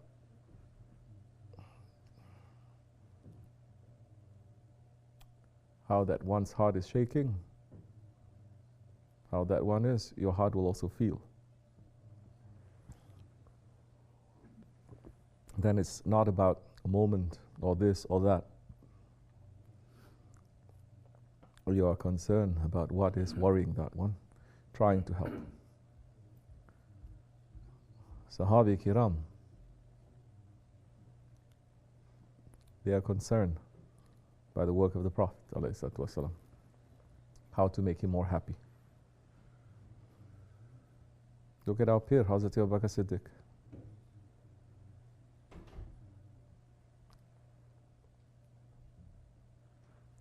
When he was attacked at the Kaaba, he was knocked out unconscious, no? When he came to, what did he first ask? Where is the Prophet? How is he? Are you at that level? Work towards that level. Yes, that time you're going to get very emotional about that one. You don't have to show no one. And if that one is saying to you, go to the barn or clean the bathrooms, you're going to be happy doing that. If that one is looking at you, you're going to be happy. If that one doesn't look at you, you're not going to be sad. Because you're concentrating on the work that he is doing to make him happy.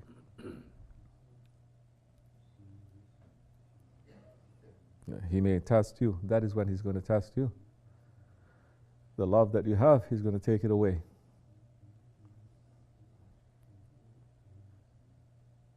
Then you don't have anything. And you're coming, but you still don't have anything. You don't feel anything. There's a test. It's easy for people to stay when there's something is given, no? Something is given, you can stay. But what something is not given? What if you're blocking it? What if nothing is there? That's why people quit. What? You're happy if they give you a rose, but if they give you a thorn, you're not going to be happy. What kind of love is that? What kind of obedience? What kind of submission?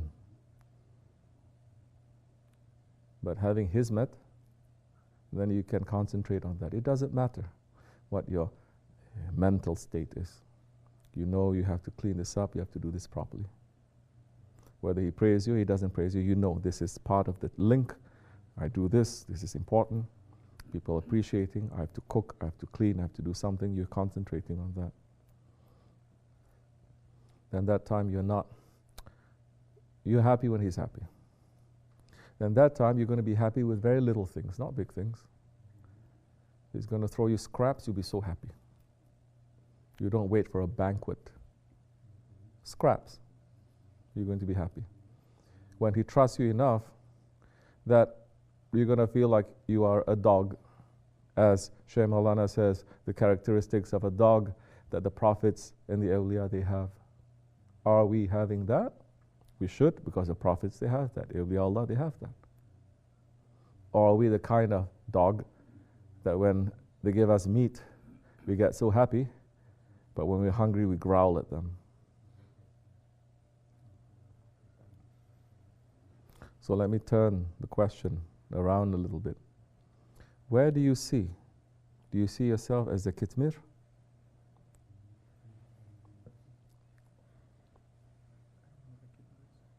Kitmir is the name of the dog that was with the Ashab al-Kahf.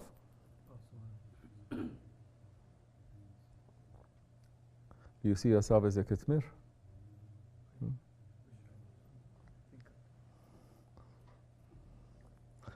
We have to go through a lot of tests for that. Okay? And we always say, may Allah save us from that. And because it's not so easy. They will test you. But what is the measure that they trust you with that? They let you stand guard where they sleep. You don't have to worry. So don't look at the words that they use. Look to see what kind of work they give you, to see whether you're trustworthy or not. Understand? If you don't have work, run to find work. One way or another.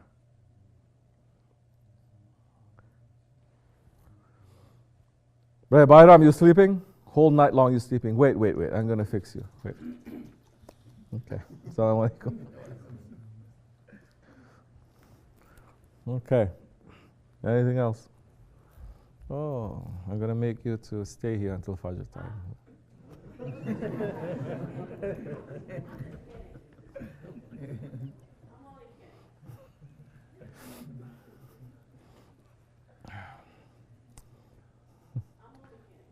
It's okay. What are the questions?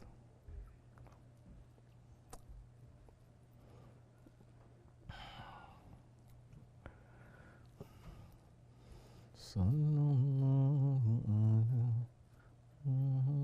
about the shaitan. Bismillahirrahmanirrahim. My question is about the shaitan that attacks while we are praying, especially after we finish reciting At-Tahiyyat. Since we are almost at the end of the prayer, at that point, it's trying to change the imagination to something else. How can we prevent that from happening? Nothing. Usually I think about this place and this comes automatically when that happens. Yeah, that's good. Very good. In reality, when you say At-Tahiyatu, who are you giving salams to? Prophet ﷺ. You can do that. It happens after that, after we do the ashhadu. And sometimes it happens that half the way I'm like, Alhamdulillah, I'm doing mistakes in reciting Alhamdulillah. That happens too. Like, a lot of things happen during the prayer that we don't usually need to think about at that point in time. After you give salam, smack yourself. Okay? See why you think like that. Smack hard. Or if you're praying with uncle, tell him to smack you. Big smack. As tall as you, okay?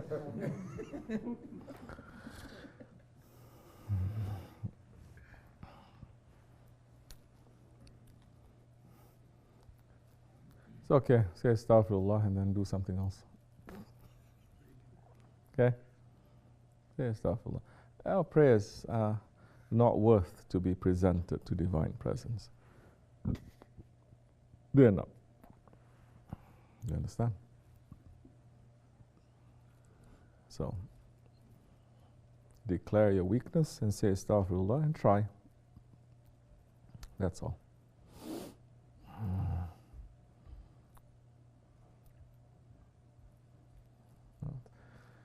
What else?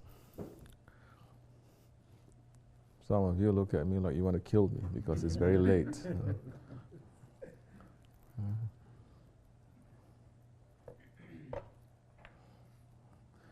Alhamdulillah.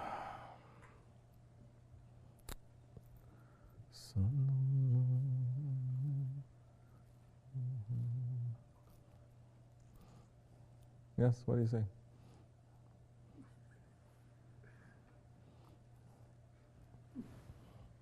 I'm drinking tea.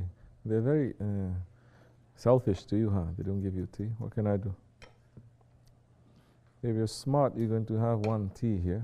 Put a boiler with the tea. Women's also. They make for each other. At least you're going to stay awake. Drinking tea night like this.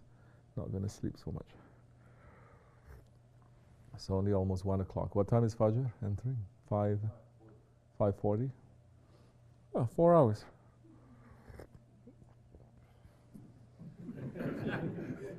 Excuse me, 5 hours. 12:45, 1:42, 3, 4, 5:45. 5 hours. Oh, so much. I can tell Mustafa to bring out the oud and start playing. Even Mustafa is like, come on now.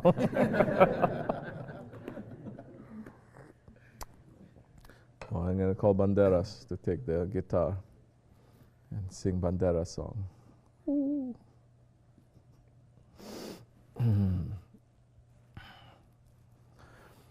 Astaghfirullah. Any other question?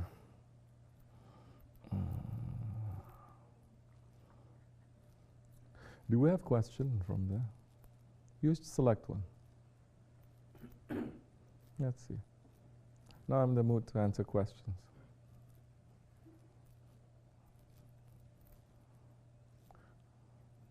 Eat cake. Eat cake. There's bapi sweet there. It gives you energy.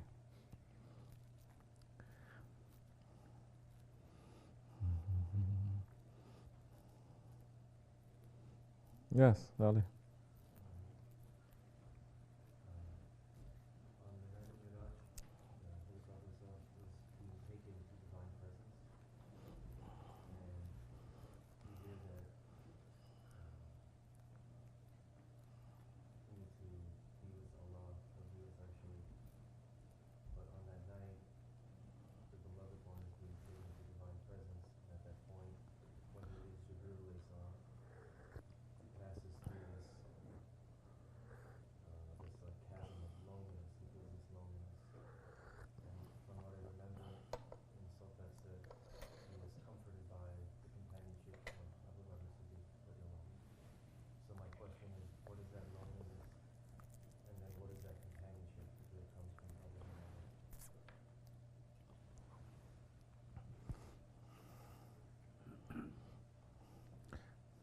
It's like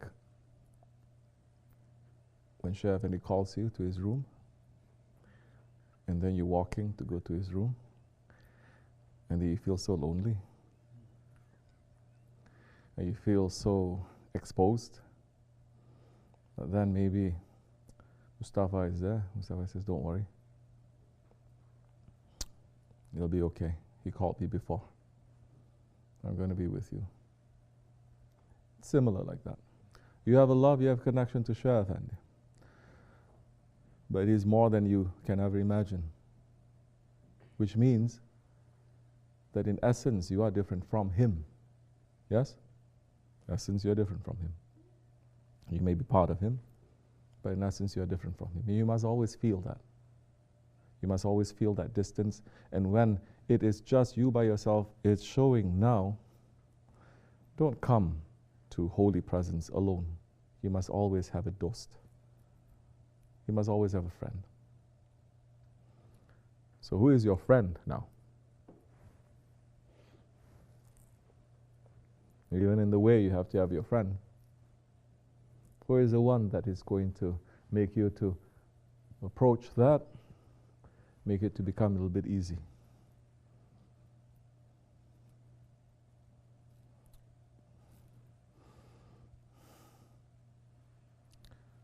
Find that.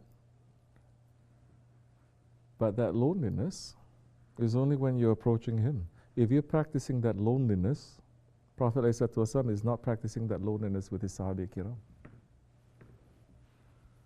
He's not living that loneliness or expressing that loneliness in the 23 years that he's living with his companions. Don't get mixed up. With his companions, there's a reason why they called Sahabis companions. They are always with him. Especially Hazrat Abu Bakr Siddiq. In fact, they were so with him so much that Allah has to give ayat to say, it's enough now. It's enough. Leave him alone. Let him relax a little bit. Yes? Are you like that?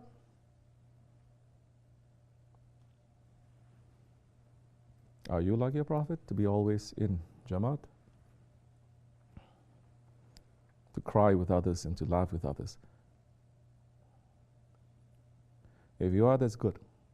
Try to do a little bit more. Because when you cry with another person, whatever you're crying about, you forget also. Because you cry for the other person. No? When you look at your problem, you say, my problem becomes small in comparison. It makes you forget at least. If you laugh with another person, do the same thing too. The Prophet ﷺ was not in that chasm of loneliness when he's with Sahaba Kiram for 23 years. It's only on that night. And even then, Allah gave him that dost, that friend. Which in real life, let's say real life, life of this world, he always said Hazrat Abu Bakr Siddiq. If not Hazrat Umar, if not Hazrat Ali, if not Hazrat Osman, always with him. If not Hazrat Abu Hurairah, radiallahu anhu. There are many that they serve a purpose. That the Prophet ﷺ is also showing a part of himself and his life that he may not show to the others.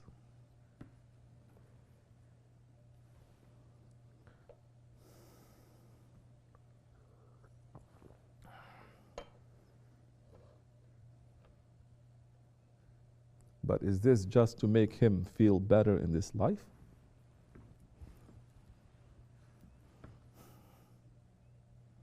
No. That's why I'm saying we cannot lose sight of the mission. We cannot lose sight of the objective. We cannot forget that.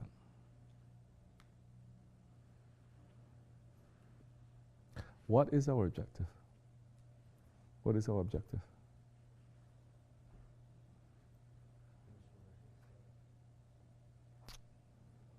It's very general.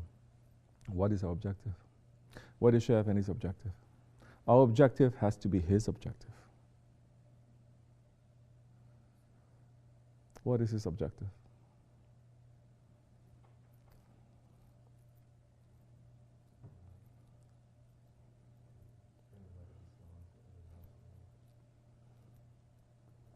It's to bring down kufr.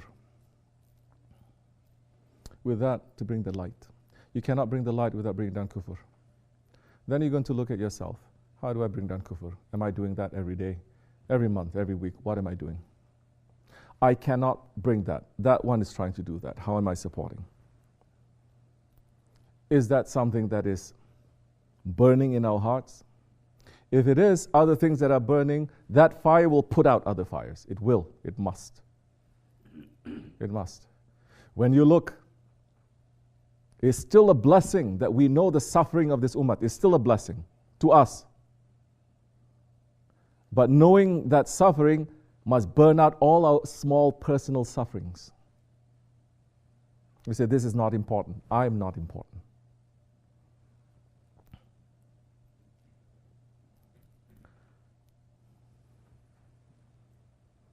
It is to burn bright and strong in this time of darkness of Dajjal, and to know what is Dajjal. And to watch out if that trick is reaching us. Yes, even in the Dergah. How is that trick and how is that trap reaching to us?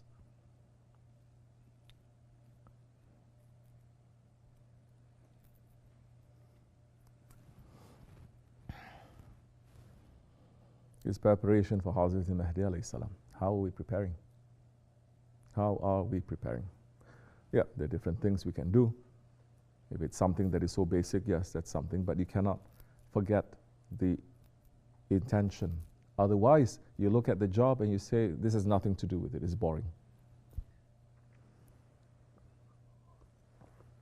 Because I want to have spiritual horse and weapons and to fight. No, it's not like that. Yet.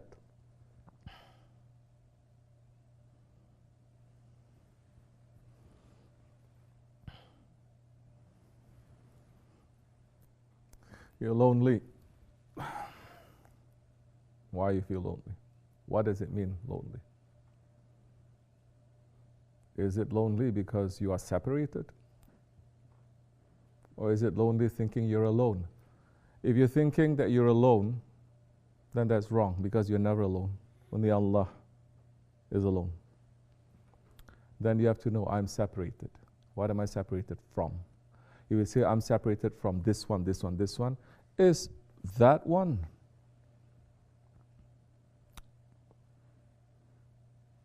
whom you have to be connected to reach to Allah?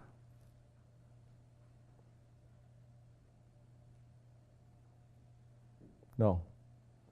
It's my son, my daughter, my wife, my beloved one. As to change, because we will be tested with that. You're going to be tested with everything that you love. Allah is guaranteeing.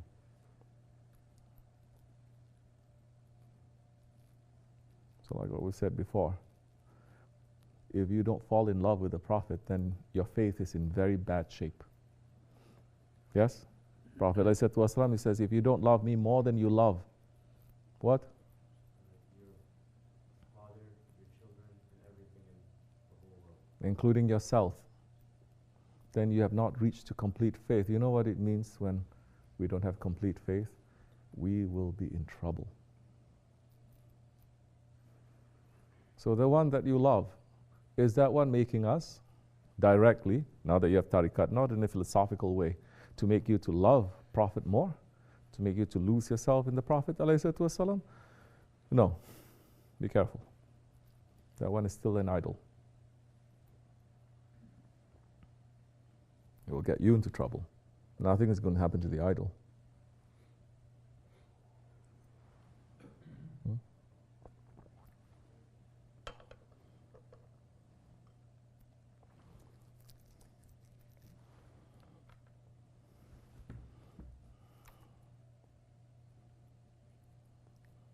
Yeah.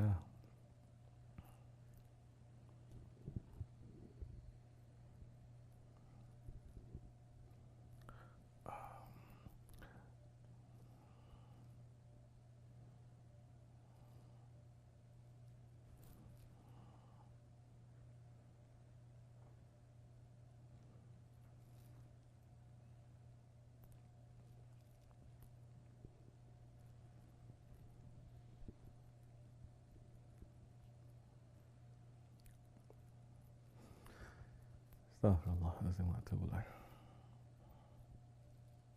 You understanding? Anything else? Say.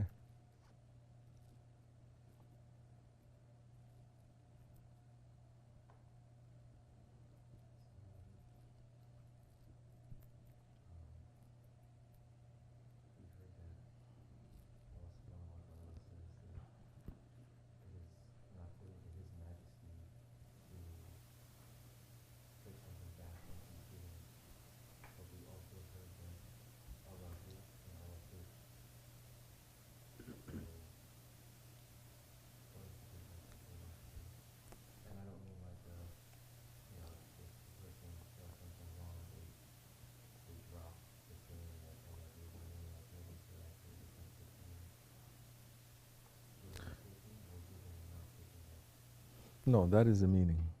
Allah doesn't take it back unless the person drops it. Meaning it's not there anymore, then Allah will give to someone else. Allah does not take it if that one is not dropping it.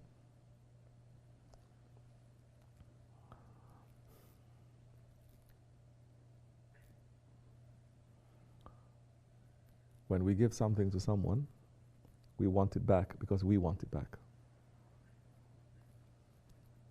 Because it's our desire to have it back.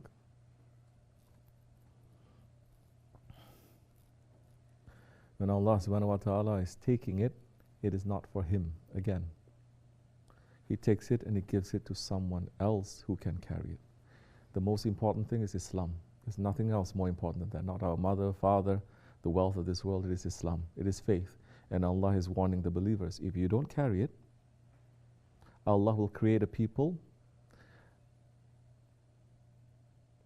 to give it to, or Allah is going to give it to people that you look down on. He'll change their hearts and they will be able to carry it more than you can. Does that mean that Allah is taking the faith away from us? The most important thing is the faith, and Allah is warning us. Never are we going to say, especially in a night of destiny like this, never are we going to say it is you. You did this.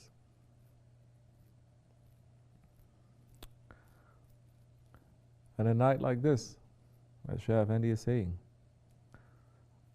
how we make intentions and what actions we make is going to push the pen of destiny to write.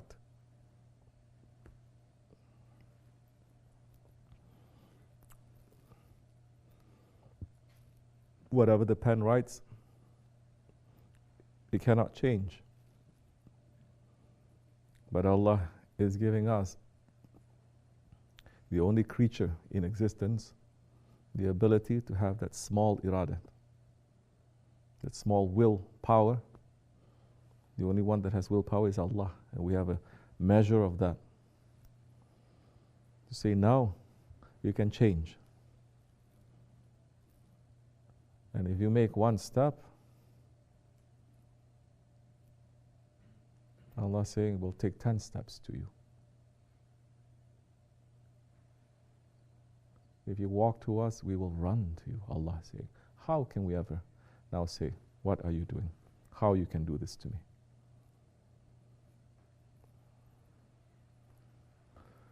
So we have to look back deep in ourselves.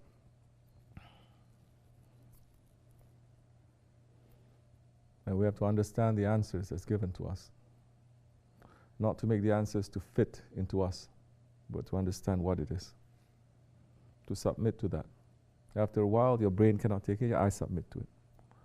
Our brains cannot take anything. Still thinking today, I say, how they can transfer pictures from one phone to another? How they can do that through the air?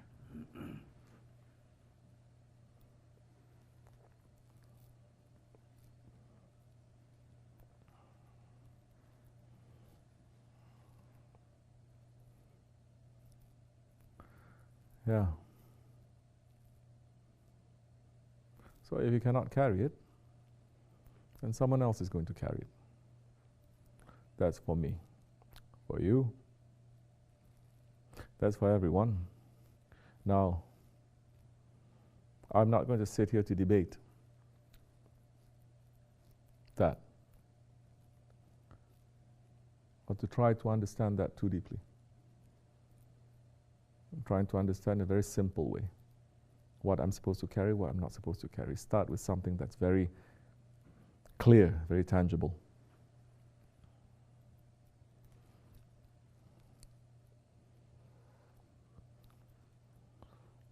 To lead prayers, to give sohbat. If I'm not doing that, at least, what good am I? But you know it's more than that. I know it's more than that. Because sohbat is limitless.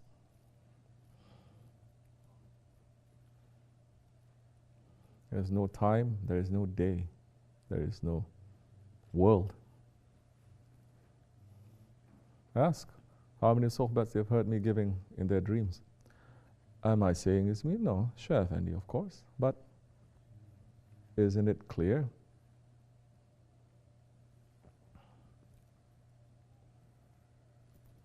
This guy was telling me, he got so sick, he was very sick, until he saw me in his dream. I came to him and I hugged him. Then he feels well.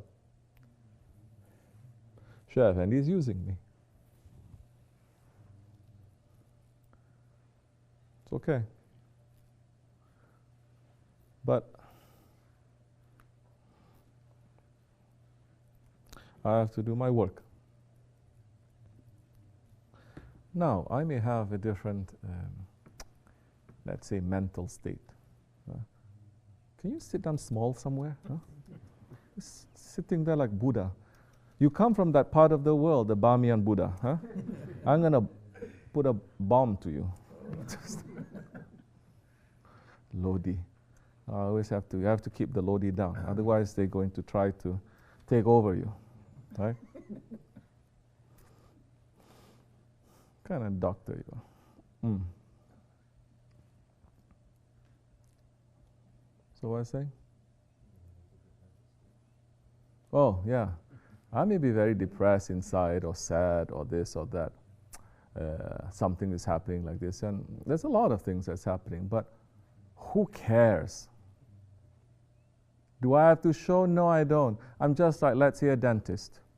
If I'm a dentist, then you have to give good work. Who cares whether you're depressed or you're sad or this? You have to give good work. Clean the teeth, do something, right? I look at myself just like that. You understand? Not trying to make it to interfere. So, and of course, sometimes I'm so upset, people will know. Sometimes but for the most part, I think I hide it pretty well. I'm looking at Shah Effendi. Okay, maybe Shah Effendi is showing more. He has that right. I don't. Now, knowing the limits also of that. He has that right to show. I don't. He has that privilege. He's a Shaykh like that. I don't. It's okay. He's treating me different now.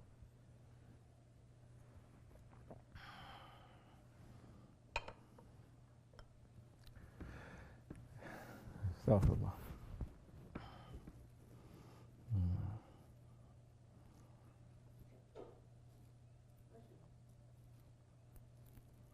Don't worry. It's only 4 hours and 20 minutes left till Fajr. You want sohbat? I'm going to give you sohbat. You see these kids? Hours, they're sitting down, they're just staring at me. They don't understand what I'm talking about. Where they're sitting. Some of them they do, of course. They're not playing, they're not doing anything. When they're young, it's okay. They become haywan a little bit, it's okay. But this one, something is happening to them. Imagine they have this every week, couple of times a week. Something is, I don't even have to teach them or yell at them or do this, they know. At time you can move according to the condition and the situation. You know, it's like this, you're going to be like this. Like that, you're going to be like that. They have to know dunya too. We're going to show them the dunya according to our eyes, not according to the eyes of kufr. Then they make the decision. Maybe they're going to leave. Who knows? They're people too. What can we do?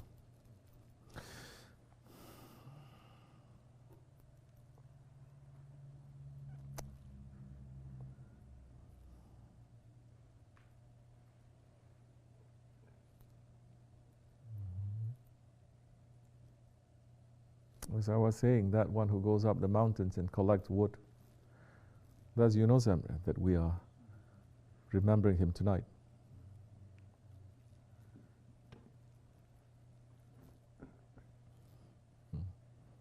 But more that he is in the mountains, more he's in love with his Shaykh.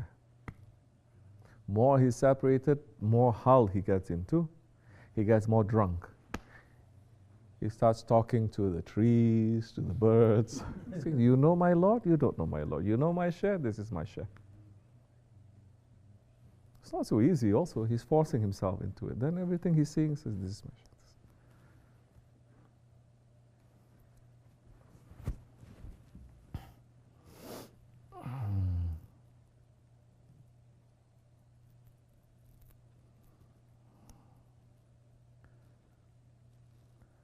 We have salams from Hazrat Shams.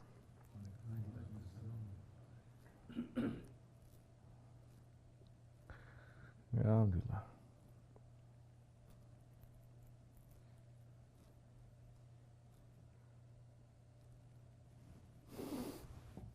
Okay.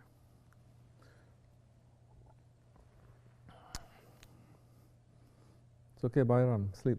Close your eyes. You look so ugly when you try to keep awake like that. You look like those Chinese dragons, the lions sitting like this. Did you eat any sugar this week?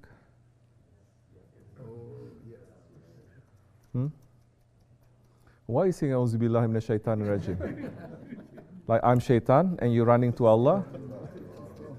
Huh? But did you eat sugar? He didn't touch it. That shows he's trustworthy, Yani. Huh?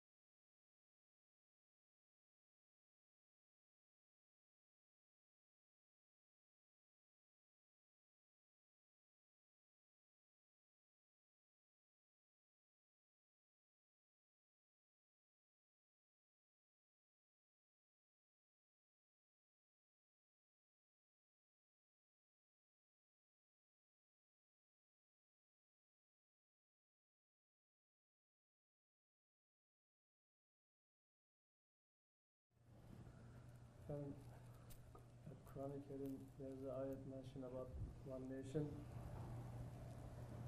When this person thrown to Jahannam, and they were begging Allah, Ya Rabbi, we thought we were worshipping you. All these years, we never do shirk to you. But Allah says, no, you were at shirk. So who is this? I mean, who Allah? What kind of person Allah mentioned in this Quran? That the person is claiming, I'm worshipping you my whole life, but Allah is saying, no, you make shirk to me. Yes. Who? Majority of people. Listen carefully. That is a hidden shirk. If you're not aware that you're making hidden shirk, then your ego is going to fool you. How you're going to know what is hidden shirk? It is so hard to find because it is hidden. As the Prophet says, it is harder to detect than a black ant on a black rock in the darkest part of the night. This is what tariqat is supposed to be, Naqshbandi tariqat especially, to look at the hidden shirk that we have. You understand?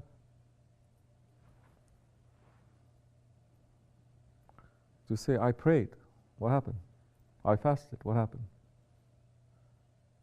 We finish praying, we say, Astaghfirullah. What have you brought to me? Nothing, Ya Rabbi. I brought to you only my disobedience. Those are the proud ones. So if you're not understanding what is hidden shirk, you associate. What is that? Who do you associate with? Who do you think has more power over Allah? Who do you think can speak for Allah? Who do you think is his partner to interpret things for Allah? Yourself. If you don't follow the Prophet ﷺ, which he never says is a partner to Allah, he is Abduhu wa Rasuluhu. You don't want to follow that. You are now saying, I'm going to represent Allah, myself. Then you're not aware. So many things that you're doing, it is doing for the sake of your ego. How are you going to know? Find a shaykh, slowly. It's just changing some intentions also. Changing some feelings inside also. Then that time you're not going to do the thing to get praised. You're not going to do the thing in order to get out of trouble. You're just doing it because it's the right thing to do. You don't look to see too much. You're going to look at the work. So we're not going to pray because if you don't pray, Allah is going to punish. So we pray so that Allah can answer our prayers.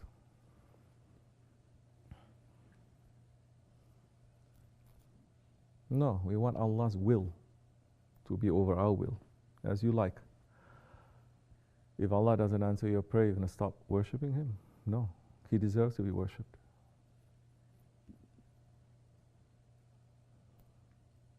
So learning that your will is not important, other people's wills are. Who? Which one? Who?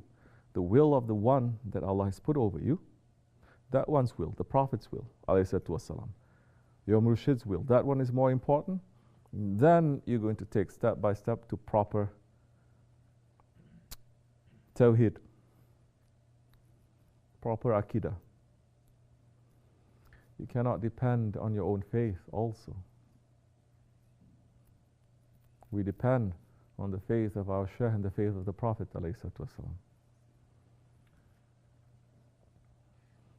How many of us, we're saying, no, Prophet is more important than anything else. We've never been tested. Maybe other people, they've been tested. That says, give up Islam, otherwise we're going to kill your wife or your children. Right now, there are people like that. Right now, there are people who sacrifice their own children, who sacrifice themselves. We cannot say that, although we're in tariqat. We have not faced any sacrifice. So we cannot be proud. Yeah, we're living in luxury, so we pray. What if it's half of this luxury? Are we going to pray? What if everything is taken away from us? Are we going to pray and worship? What if we're going to be punished severely if we worship? Are we still going to worship?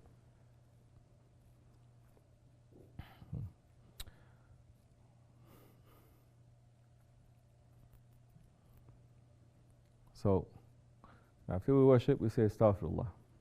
May it be accepted. Always, no? The Ottoman way. May Allah be pleased with it. At time, we're not putting our will to that, as Allah likes, inshallah. Yeah.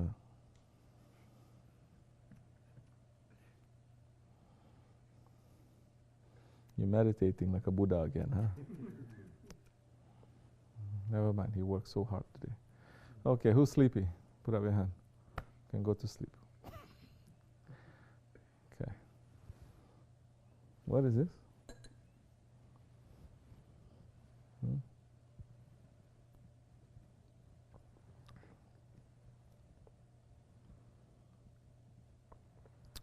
Shut up. I mean syrup. Huh? Astaghfirullah. Oh, syrup.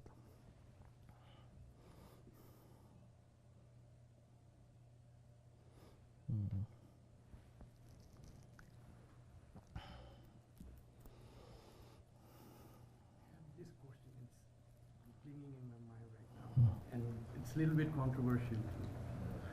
So, and you're accusing your family of having weird questions? But I like it. Keep it going. Those who want to leave, they can leave. Huh? It's only 1:20, you see? Wait a little bit, 1 hour later. What kind of question is going to come out? Maybe back in time I did smoke pot or weed. Astaghfirullah, I didn't hear anything. Do you hear anything? Somebody, right? Okay, So the question is, does this really help in any way to enhance a little bit of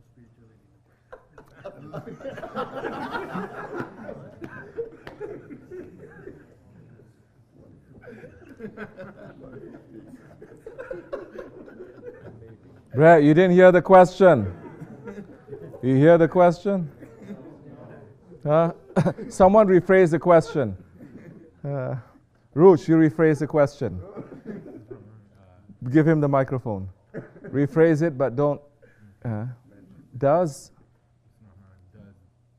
Louder, Brett. You have volume? Huh? Turn it on. No, it's not. It's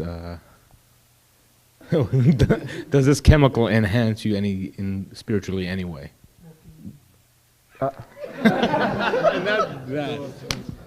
Yeah, say it more direct. Bismillahirrahmanirrahim. Huh. Does chemical like weed, ayahuasca, mushroom, enhance spiritually in a person, even if for a little bit?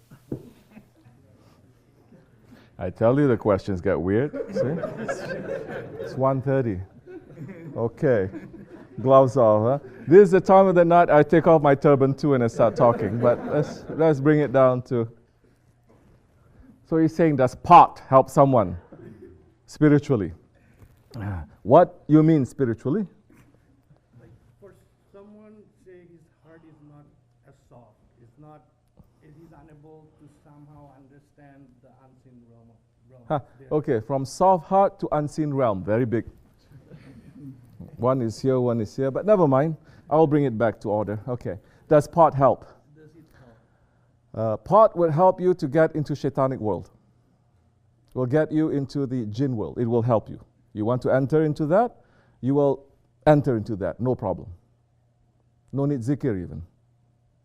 You take that, it will enter you into that other worlds, shaitanic worlds, because that world is also belonging to the world of shaitan. That's his race. And they are very unreliable. You understand? They will show you something that is good, but it's not. They will show you that it is paradise, but it's not. In fact, they use pot to give to the hashashins. It's hashish anyway. And they make them believe that they're in paradise. They put some woman, they put some this, and then when they come to it, they say, oh, they're not, they're in hell. They say, you have to take more. So, I said before, if you're very, very thirsty, you want to drink water. If I give you 1 cup of toilet water, you're going to drink it. It's going to slake your thirst. You may not be thirsty anymore, but it's toilet water, yes? It's going to make you sick. Not everything that quenches your thirst, not everything that is wet is good for you. Do you understand? So, not spiritually, not your spirit.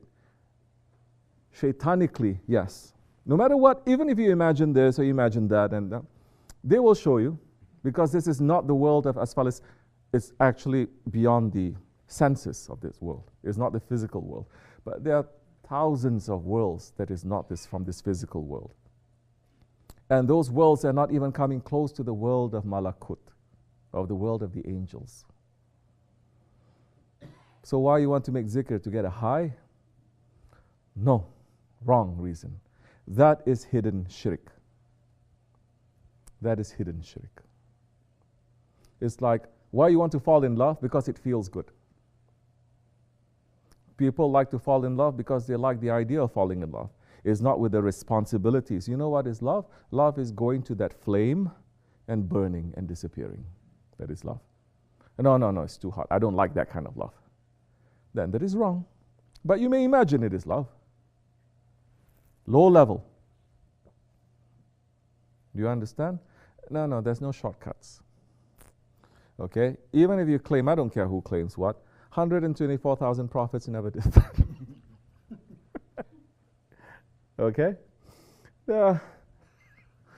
And smoking, just cigarettes, is haram.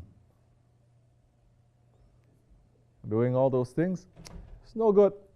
Okay, it's very common in this country, Yani. We never open it. We don't want to discuss it so much. You know it's bad. You pray. Try to get away with it. Okay, that's your business. I don't want to know so much. Even if you told me, I turned my head, I didn't hear anything. Did you hear anything? No, we didn't hear anything. Is that sunnat? Yes, that is also sunnat. But this is not permission for that. We don't give permission for anything that is forbidden. Okay? Now you have another, you're going to ask me, but what about LSD? It is still. I leave the chemicals apart. Let's talk about the herbal thing. Talk about what? The weed. Oh, not chemical, but herbal. Not chemical, but herbal. All natural, organic. You listening? I just want to, okay, I understand what you just explained, but why when I No, shh, listen to him, let him speak. consume it, I didn't hear anything. When someone else, you are imagining. okay, I was imagining consuming it and every No, imagining. And? The question basically, why the opposite happens? Which is? Which is like, okay, I keep getting the waswasa, you shouldn't be doing this, you Good. should be going and praying. That means you have enough faith in you. So That's good. It happens, especially when I consume it, my dunya desires goes off and the spiritual desires turns on. Like, okay, you should be doing this, don't It's okay. do this, you did this all day, it's not right. That's okay. Sometimes shaitan, to rope you in, they will tell you so many good things, so many true things. Can shaitan speak haq? Yes. Does shaitan lie all the time? No. They can speak haq. Sometimes they fool you by saying 9 good things, but 1 thing is wrong, but you swallow that. Next time, he's going to say 8 good things, haq things, 2 things are wrong. Slowly, before you know it, he's just saying 1 good thing and everything is wrong, but you say, it's okay, it's still 1 good thing.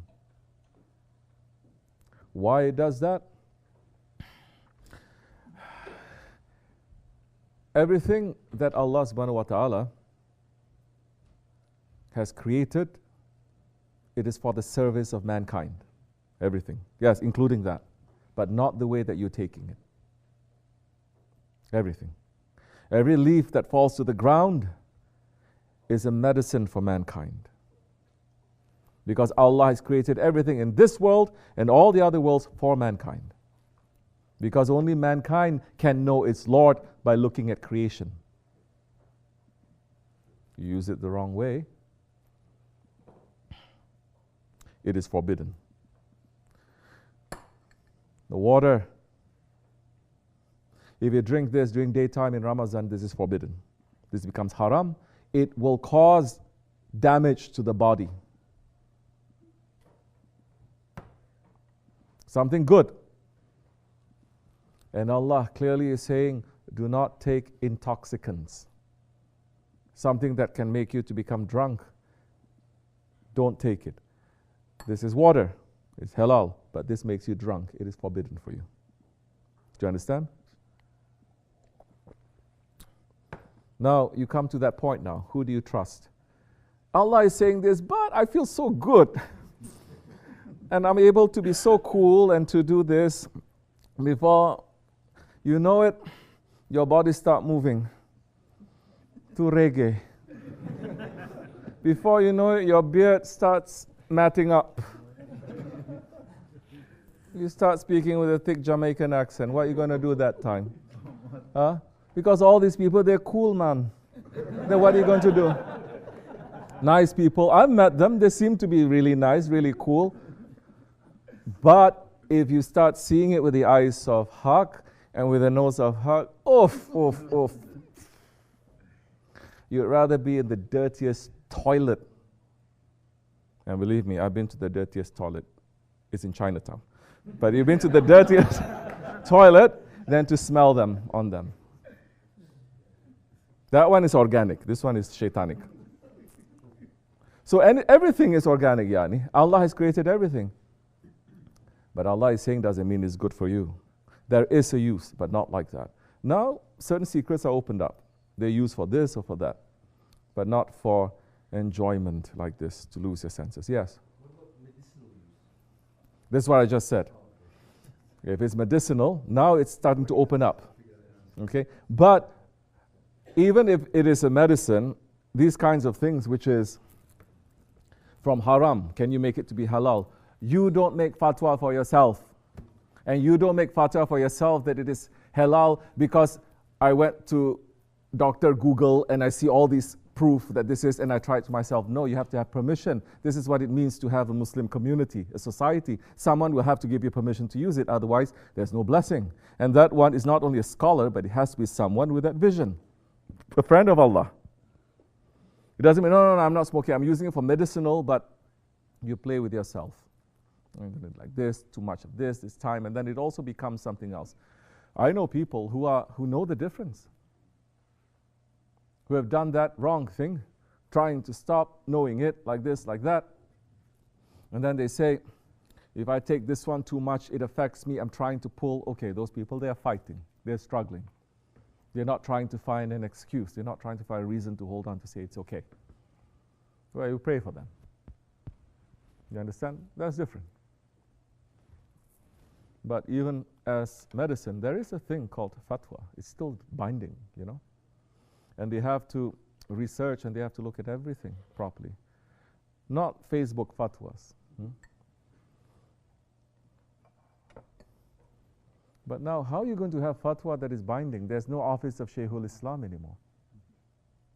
There's no Shaykhul Islam, not Shaykhul Islam, Dr. Okay? Not that kind of Shaykhul Islam, but appointed by the Khalifa. So you don't have that. You don't have that in Muslim countries. Everyone is like headless. Okay? Anyway, think about it. You don't have to like my answer. But oh, now you wake up, huh? What? Why is this so common in India, Pakistan, and the focus on entering other worlds? I have not heard other tariqas from other parts of the world focus on that so much. This from that area is so much that it's all about this entering other worlds.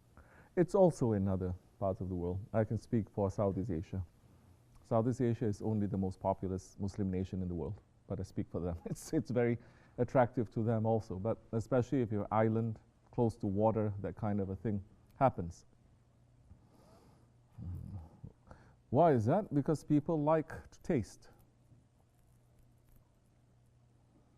People like to be drunk. It's another different kind of drunkenness. It's another different kind of feeling, knowing that this world, these five senses is very low, but you want to feel something else beyond these five senses. You understand? And when you have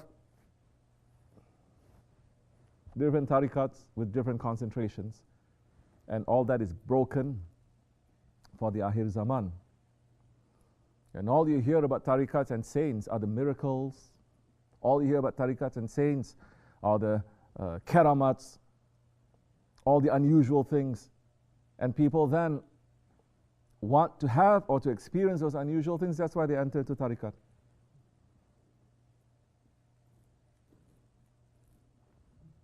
Then what do you expect? I mean, 99% of us expect that too, and we do see it from time to time, but the Naqshbandi ways don't concentrate on that and be suspicious of that. That's also one of the reasons why I don't bring up these stories too much. So, it is in different parts of the world, but that's when they reduce tariqat and Sufism to only these things, heavy. Then what do you expect people to be busy with? The Naqshbandi way, it is the way of the secrets of Risalat. There is a reason why Holy Prophet ﷺ did not base this religion on miracles. He did not. He had more miracles than all the prophets put together, but he did not establish this religion on miracles. Correct or no? If anything, he's showing the weakness of man, of his Sahabe Kiram, to teach us a lesson.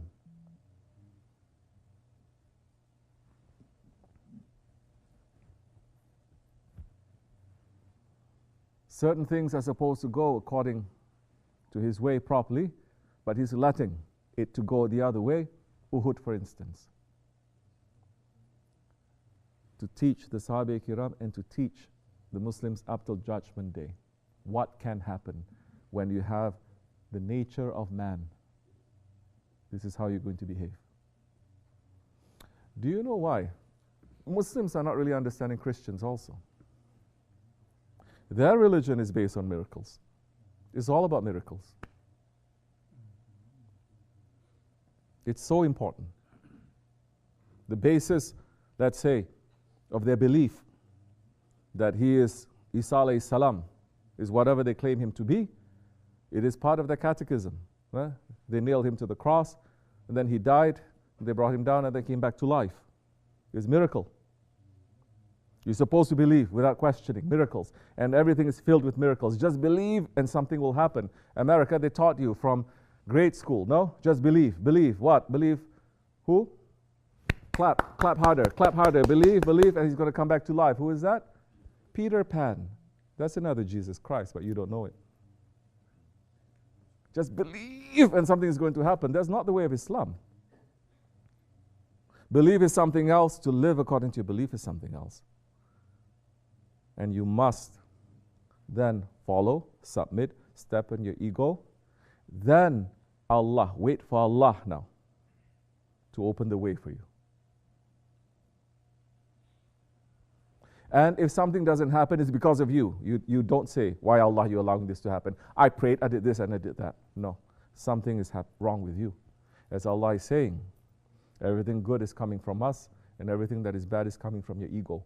So, Sahabe Kiram, there were times they said, we did everything right, but it didn't happen. What happened?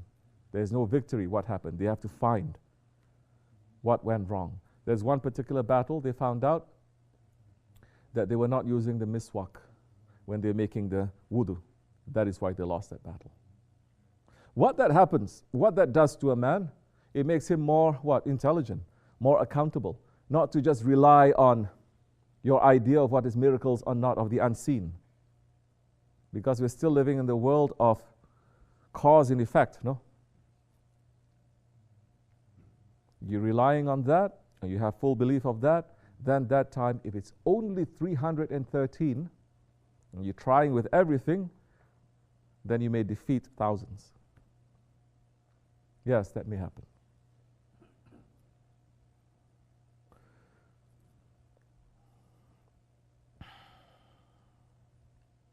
We have to be a bit careful with this, because when Dajjal appears, he is going to show many, many, many miracles, many karamats, many unusual things. He will show it. This world is primed and groomed to believe that, from popular media to TV shows to this or that. Nobody takes... You see, this is a country that 400 years ago, they burn anyone, especially women, who go into the woods at night to collect herbs, saying she's a witch, right? 400 years later, the TV shows, they're showing witches. And the high schools, to become a witch or warlock or this or that is common. Now they have a church of Satanism, right?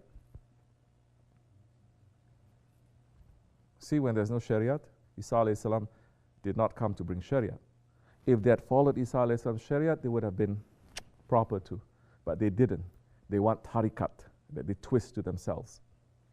So there's no Shariat, because the Shariat is going to be according to the Shariat of the Bani Israel. But they don't want that. They like that one who says, don't have to follow his Shariat. He comes with a new Shariat. So never drop the Shariat. You understand? You understand? You understand? Never drop the Shariat. Even if it goes against every fiber of your being, don't drop it. It is wrong. But it's filled on miracles, even up to today. That is your measure of faith. When you can speak in tongues. Yes? When poisonous serpents will approach you and you won't die. That is a measure. Now, don't be stupid. We are not a nation that goes challenging. Our faith is not according to that. It's easy to do that. It's stupid to do that.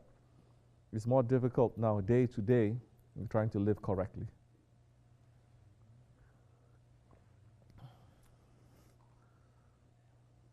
But this is the upside down of it. You think Imam Rabbani would allow these kind of things to happen? He didn't. They're still upset with Imam Rabbani. Our Imam, our Grand Sheikh, they're still upset because Imam Rabbani shut down all tariqats in India. He's saying no more singing, no more dancing, no more music. Imam Rabbani. They're calling him proto-Wahhabi. Astaghfirullah. Why he did that? Because they were getting drunk. They were getting mixed up. Instead of taking from the pure source of the Prophet ﷺ, now they're looking, Hindus doing this, Brahmanis doing this, Yamani doing that, Dina, and they take and they start to mix. And then when you mix it, a different kind of drunk happens and they like it. Up to today in India, there's still Muslims who give big respect to the Hindu devas, no? They're Muslims, don't they? There are still Muslims, let's say in the Balkans, they go to Christian saints' tombs and ask for prayers. Yes or no? Let's be open. Yes? If you left this off a little bit, we are going to deviate just like the earlier nations too. No problem. We're going to do the same thing too. If there's no real Shariat, there are people who love their sheikh so much, yes, they're going to make him into a deity. They say, you don't need to pray. You don't need to do anything. My sheikh is going to speak up for me. My sheikh is going to, they're going to say that too. They're saying that about Shaykh Maulana.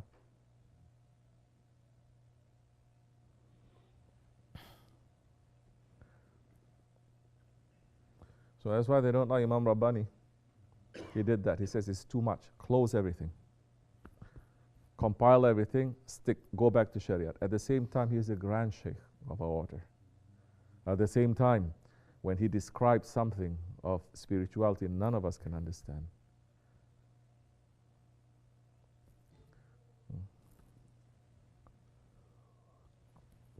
So according to the time and the place. Yes? As you mentioned, there is some church in Istanbul also. People go there too. They take their sick kids like someone on wheelchairs. And there is so many stories they mention and they find a cure. As you mentioned, what cures?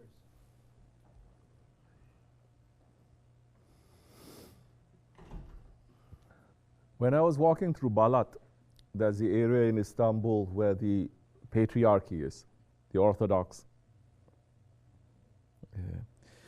community and the churches. We passed by the church where the Khalifa hung the patriarch because he rebelled against him. They hang him, and they hang him over the doorway of the church. And they don't let anyone to remove it. I don't know for how long, 3 days, 7 days, people have to go in and out pushing his body aside. From that time until now, they closed that symbolically. They enter through a different way. I was walking by Balat, past that church, past a little bit more, and somebody called us in. It was a hidden church. It was a hidden church. It was just a wall there. And we came in. This man was talking to us. I know he's not Muslim. He says, please, you want to come and see? It's free. Actually, he didn't say it's free. I know. It's like, let me show you a church as old as Hagia Sophia. Hagia Sophia is, 1,000 years old, huh? So we went inside. I saw a small church. We started giving history of the church. One wall, he's showing all the pictures of the patriarchs. The church itself is not opening to us. It says it's open only one time a year. It says last year, let's say out of 63 people who went inside, 60 of them were Muslims. And it says whatever prayers you ask, they answer you. It says we're not asking for money, this is this, but I'm taking care of the dogs, the cats, everything. If you want to put something in there, so we put something in there, we left. Now, what do we say to that? Now, Muslims who are going to that, it is forbidden. What, you're going to go to Dajjal? Dajjal will cure your illness. What you want? You want a loved one? You're chasing after him or her? Or he'll change the heart. What you're looking for? Wealth. Will give you. Youth. Beauty. He will give you. Just like that, Allah gives him that power. He will grant you everything. This is the nation of Akhir Zaman. And the tests of Dajjal in the Akhir Zaman will affect us. And we see there's a lesson from here, here, here. So it's not suddenly coming to us too. Where is our faith? This is what I mean by Shariat. Outside of Shariat, it seems it's so great, it's so good. Why we can't go there? Is this forbidden? Yes, it is. Don't go there. But, don't. It only appears as if it's good. But there is harm in that.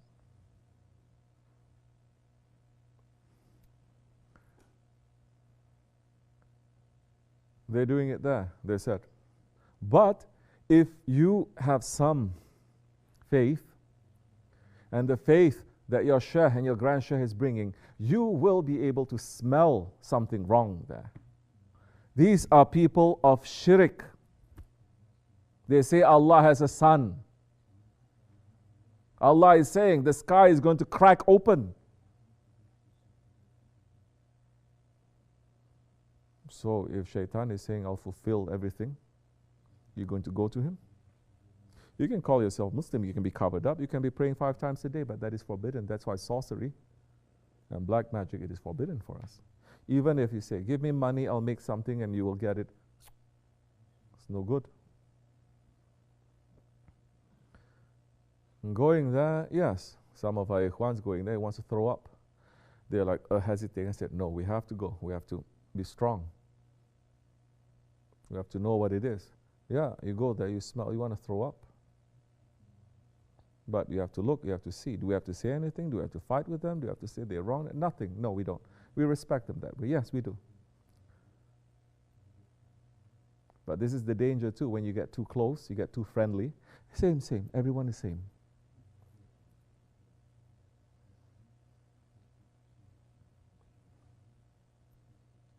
I love you so much. You're the same, you know. Although this one is that, but they're very nice. They're very nice to us. Be careful. Don't love them too much. If you don't put a borderline there. They can be really good in everything, but there's still wrong things. You cannot, even if your heart wants to attach you say this is wrong, you have to put a borderline there. Not to hate them, not to fight, but you have to put a borderline. Otherwise, you will get confused. You will become like that people. But always I'm hearing the Muslims are doing that. I don't hear the Christians who became Muslims and then going back to that. I never hear.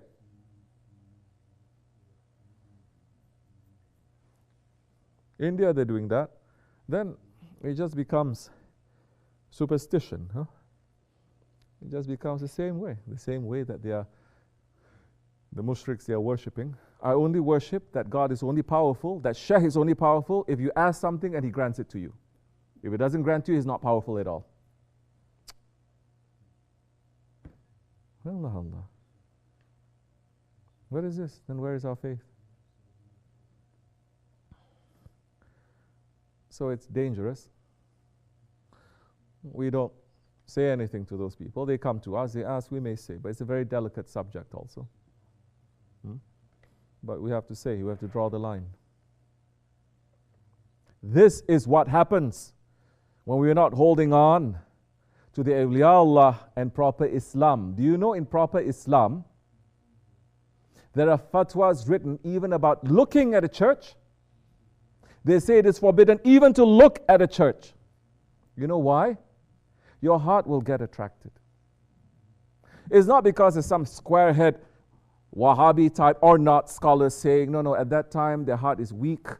So we are stronger now. So to say Merry Christmas, all of these things, it wasn't allowed then because they can change their faith so easily. But now we are better, Yani. We're much better, stronger faith. No. Anything that is forbidden by Allah, there is evil there. There is shaitans there. And the shaitans will always try to pull you, always try to put something that is attractive. Yes, there were fatwas written. They say, don't even look at a church. It's not because we hate it. It's not because it's not beautiful. In some ways, like this or like that, they put something beautiful. But it's something else. It is something spiritual. Now, if you ask some people, they think Sufi is to, everywhere there is God. Here is God, there is God. God is everywhere. Then there is a problem. Because Allah is saying this is wrong. Allah is saying this is wrong. Allah is saying this is wrong.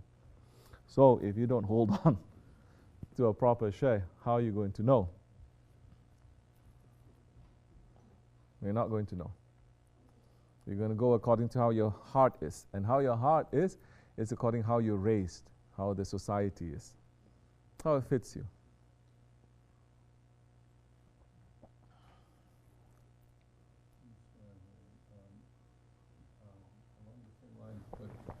I always thought that the Christian saints are of the same source as the non-Abrahamic religions and sort of they're people of the book. So there is some sort of validity or some... Not when it comes to shirk. There is no negotiation. That saint or whatever, he believes in Trinity, it's wrong. There are people of the book. Yes, there are people of the book. But there are people of the book who have deviated. There are some that are holding on properly, yes, but most have deviated. As the Prophet says, and I'll go back to what the Prophet says. Christianity will deviate into 72 different groups. One of them is saved. The rest are bound into hellfire. You understand? So many of them, they're not real saints anyway. If you look at the history of Roman Catholicism, until recently, most of them are Italians. What happened? What happened? Yes? Their popes are saints and their popes are bastards coming out left, right, and center. So, there are people who have deviated.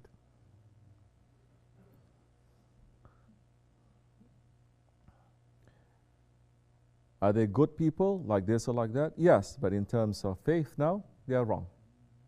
You don't go to them. Are there more similarities? Yes, in some ways there are more similarities. It is with the Bani Israel. The Jews also, there are similarities in there. But you know what I'm seeing?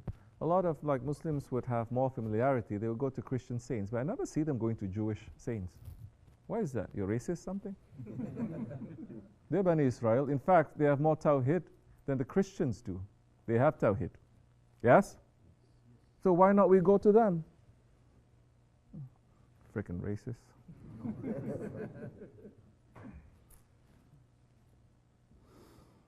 So, some of them may be extraordinary like this or like that, but don't be too busy. Have we finished with our saints?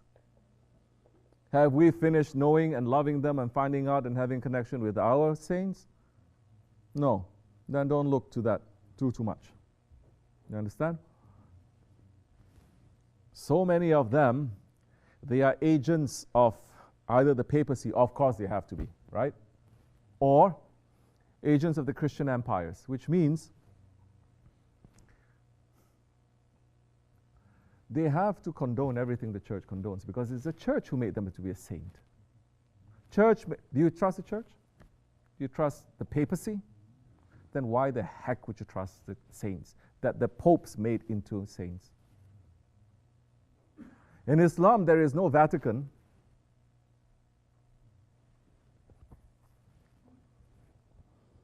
You're a saint, you're a saint. You're not a saint, you're not a saint.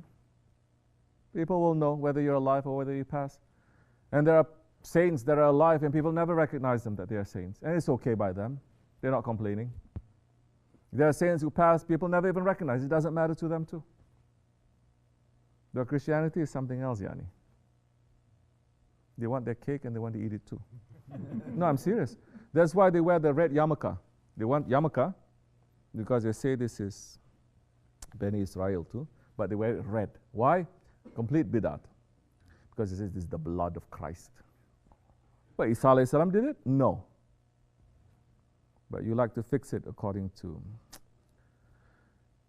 Up till today, people think Isa alayhi salam, when they picture him, they picture Michelangelo. I mean? Huh? They say most of their visualizations is a long-haired guy. It is, when was that made? That was made during Isa alayhi salam's time. That was made hundreds of years later. In fact, over 1,000 years later, during the time of the Renaissance, right? All of the Sistine Chapel, everything, everyone is stuck there. What happened before? What happens after now? So papacy says this one is a saint, this one is not a saint. The papacy is going to make, the Vatican is going to make Mother Teresa into a saint. In fact, when she died, everyone is saying sainthood now in Latin. I don't know, maybe Hassan knows. He studied this stupid language. If anyone knows Mother Teresa's real life, you know that she's a gangster. Not in a good way, like gangster wearing that, gangster. She trades in children, child trafficking, money laundering, blah, blah, blah, everything. And she's very tough. Needle that she uses them again and again. Because, and this is stemming from a religious belief. It's not that she says there's something beautiful about suffering. And when she looked at it, she said something beautiful about it. Of course, it is coming from a religion that hits itself and say there's something great because we want to mimic the passion of Christ. That's why to hate yourself, to mourn like that, it is forbidden in Islam. Shaitan can get inside it and you think you are somewhere in a different world when you're hitting yourself like that. Chemically, something changes also. It is forbidden.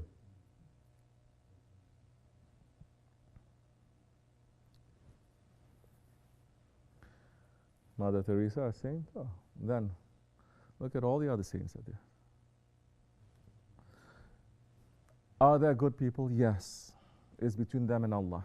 Yes, there are. But we should not get too confused. If they come here, we'll speak. But Shaykh Effendi, you think I'm very direct, Shaykh Effendi is brutal. Shaykh Effendi is brutal. He'll sit down, have dinner with them. This pastor, he says, how stupid you're wearing a cross there, he's saying. It's like, So if they kill him by electric chair, now you're going to put electric chair around your neck? And they're like, yeah, it's true, yeah. They believe him. Is that sunnat? No. What is more sunnat to their, let's say, tabi'in? What is symbol is that? The fish. The fish. But when there's so many, when it's not complete, yani, so you just make stuff up. There are women here, I cannot speak fifth mazhab language.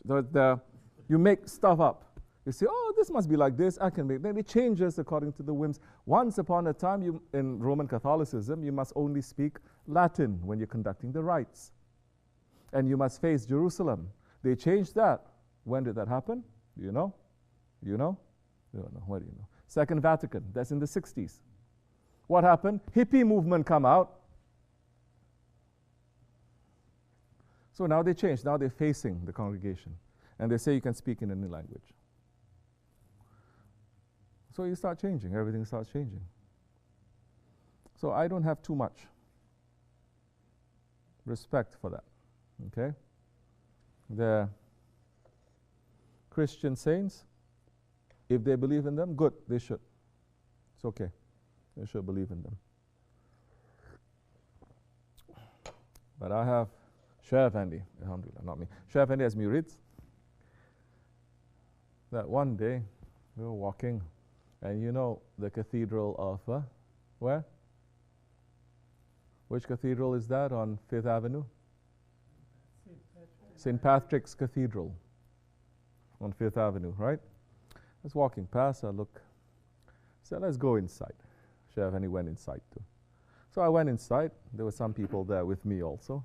They went inside, and then this murid said, you know, Hoja, I feel very peaceful here. Such spirituality, especially in this station. And looking, what can I do? What can I say? Thankful I'm not Wahhabi. So peaceful. I don't know what it is. Because you're so thirsty now, somebody throw you some water, you drink. If you're looking for that kind of a thing, you must go to the church. Because there's so many wrong ones that are there too. At the same time, the stones of the church itself, whenever believers pass by, they would cry to Allah to make the believer to stop and to pray. Well, so there is a little conundrum there. But it doesn't mean I'm going to go and going to pray. There you go, we recite Shahadat. We've done that in churches anyway. But not necessary, inshallah. Yeah. All Italian white people. This thing I don't get up till today. You know, the one saint, they say, the one who is a French one, what's her name? Joan of Arc, Saint Joan, right? They say she's saint. For who? For the French. For the British, she's shaitan. So who decides now? And then what happened to Christians in North Africa or in Africa? They don't recognize them. I mean, North Africa, they did. St. Augustine is North African, but he's white. Look at what he says about Islam. You still consider him a saint? What saint is going to have? What saint is it that's going to say, Ya Rabbi, make me into a saint, but not yet? This is so many that are going to say that. I want to be a saint because he was doing everything, but he says, make me to be a saint, but not yet. Later, after I get tired from everything, then make me into a saint. And he is like the, astaghfirullah, I don't want to put the two names together, but like the Imam Ghazali kind to them. Huh? What happened to the rest of Africa? What happened to other nations? Astaghfirullah.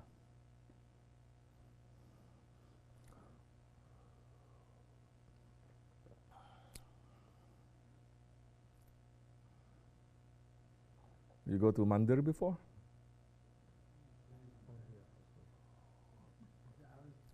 Is it wrong study the books of Revelation from the beginning till now to understand why we are. For you, it is. Stop that. Done that. Good. I'm here right now. Good. Is it wrong to study? Yes, it is. For everyone. Understanding, like, 'cause we To understand it also. without looking Not necessary. Look, first let me be very tough with you. Look, all these things, studying, you have to have permission to study. When there's permission, there's a work, there's not just out of mere curiosity, you understand? Otherwise, it is dangerous. It is dangerous.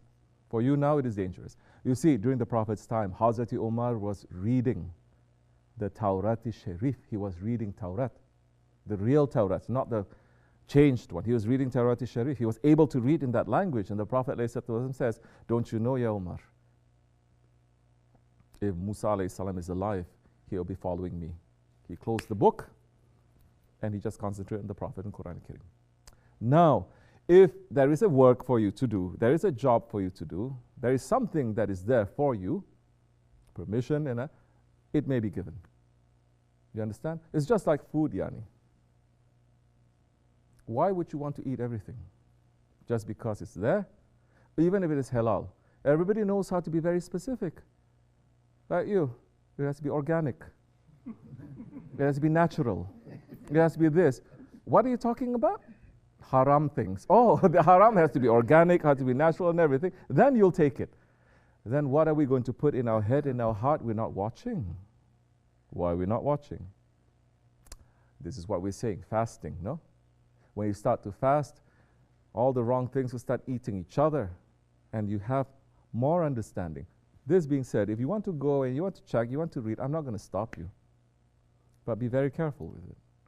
If there's no reason for you to do it, not necessary. You're only going to confuse yourself, especially if you have bayat. I'm just saying, no, this is not talking about you. When there is a reason to study it, when there's permission, yes. You understand? If you studied it before you met Shah Effendi, before you met me, then it's okay. But you need to know what is right and wrong too. You need to filter everything. So,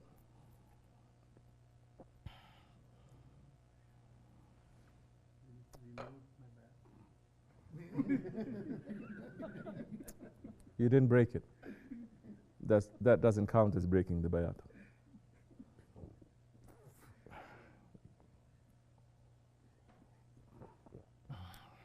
Alhamdulillah. Okay. Yes? Let me turn this way a little bit because everyone is sleeping on this side. Ah. Yeah. Sex? Terrible stuff. 71 different deviation groups in Your accent is so bad. Try to use other words. This is going to be abuse. Now people are going to say I abuse them. Yeah. Okay, what? It seems that as per that, according to the hadith, that deviation from the original is a rule in every religion. It's not a rule. It's a practice. It's not a rule. Don't play games, word games with me. I did this for a living. It's not a rule. Allah didn't set that up to say it must happen. It happens. Allah wants it to be like that? No. Okay? So it happens. Yes? A deviation. All right, and? That's what I was wondering, like, why is that it is something that is the Prophet ﷺ actually warned against, that it will happen. And? What's the question? Why would deviation in every religion happen to that extent that it's going to go to 72 different, 73 different? The first deviation happened when? Before the Shia conflict. Huh? The Kharijis. Okay. Let's go, let's say around that time. You have the Kharijis. Okay? That is after the Holy Prophet ﷺ's life, no? On this world. Deviations happened in his life. Were there any deviations? Yes. Like who? Huh? Like who? Like who? Deviate. You don't know? Huh? Say something we all know. Musaylama Kazab. Musaylama, the liar. Who is that one? He went to the Prophet. He kissed his hand. He took bayat. What made him to deviate? Shaitan and his ego. Fooling him to say that he is also a prophet. In fact, he wrote a letter to the Prophet. ﷺ. He says, we share this with us. You're a prophet, I'm a prophet.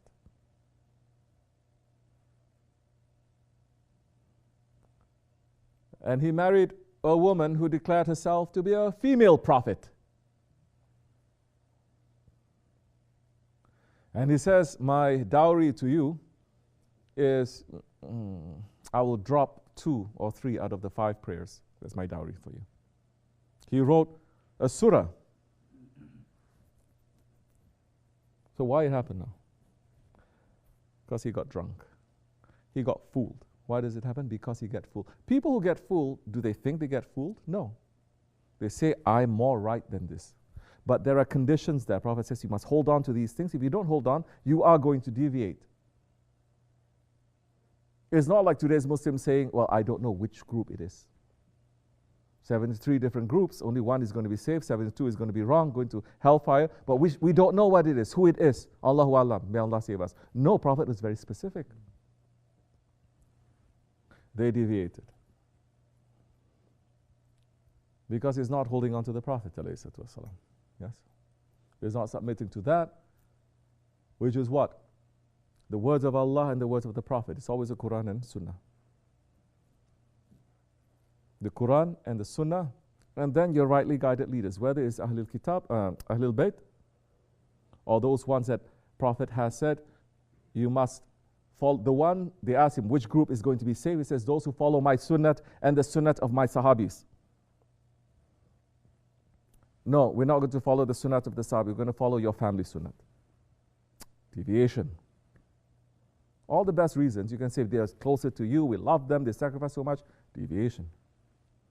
No, I'm going to follow your sunnats, not any of your Sahabi's sunnats. Deviation. I'm only going to follow your sunnat and the Sahabi's sunnat, and that's it. Deviation, because in that is implicit, follow my sunnats and the sunnats of my Sahabis, and those who come after them, those who come after them, those who come after them. There is a chain. You have to be connected to the chain to reach to the Imam. You understand? They say, no. Like so many Muslims, they're saying, we only follow Islam of Khulafa Rashidin. After that, it's all gone. Deviation. Is the deviation clear? Allah is saying truth is clear, falsehood is clear. There's deviation. Why then we are called Ahli Sunnah? Because the Sunnah of the Prophet ﷺ was under attack, has been under attack, was always under attack from the beginning up till now. It's a Sunnah. It is not belief in Allah. It is not belief in Allah. It is belief in the Prophet. And if Shia says, don't believe in Allah, I mean, some crazy ones, they say Ali is Allah. But even then, they say Allah, right?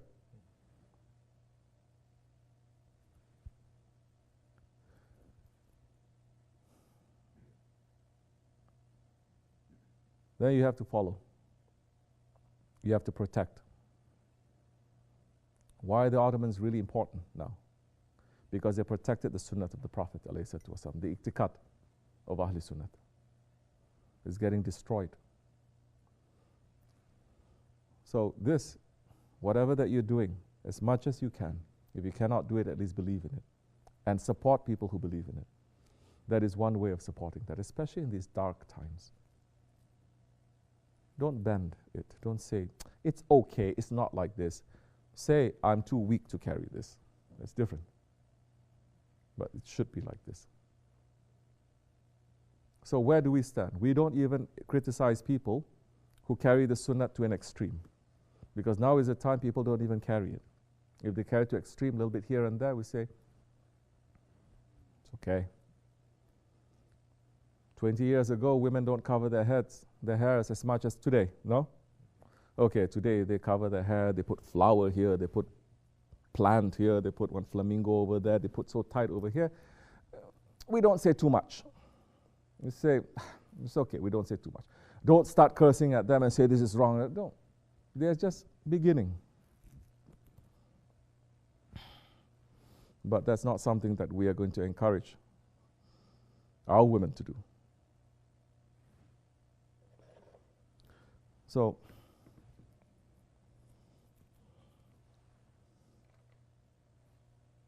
deviation comes when you try to have your cake and you try to eat it too.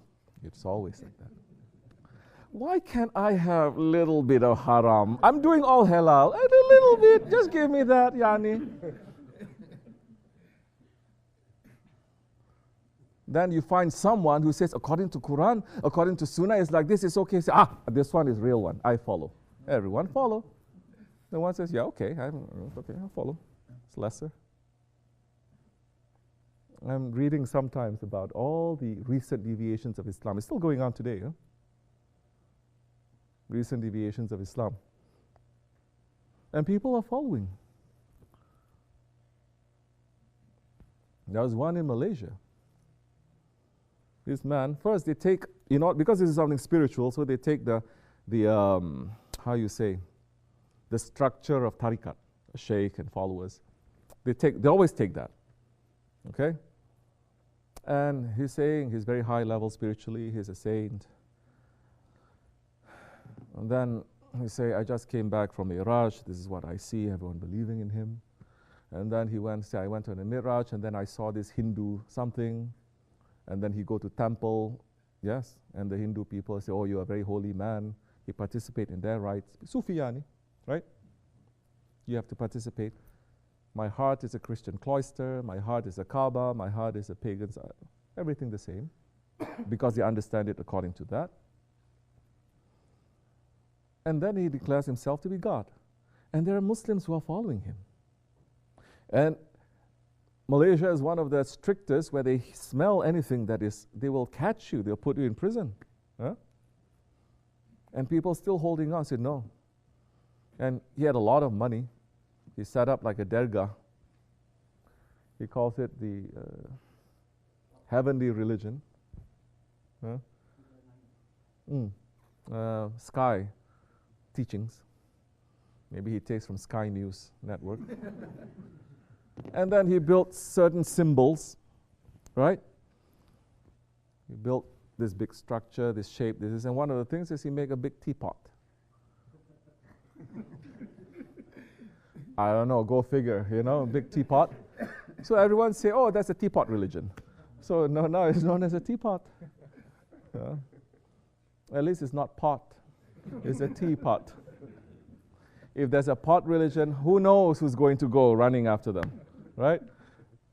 So they have that. Then recently there's this, that happened some time ago, that happened in the 80s, okay? Now recently there's this woman, and she makes all these claims, and they put on social media and everything, and people believe.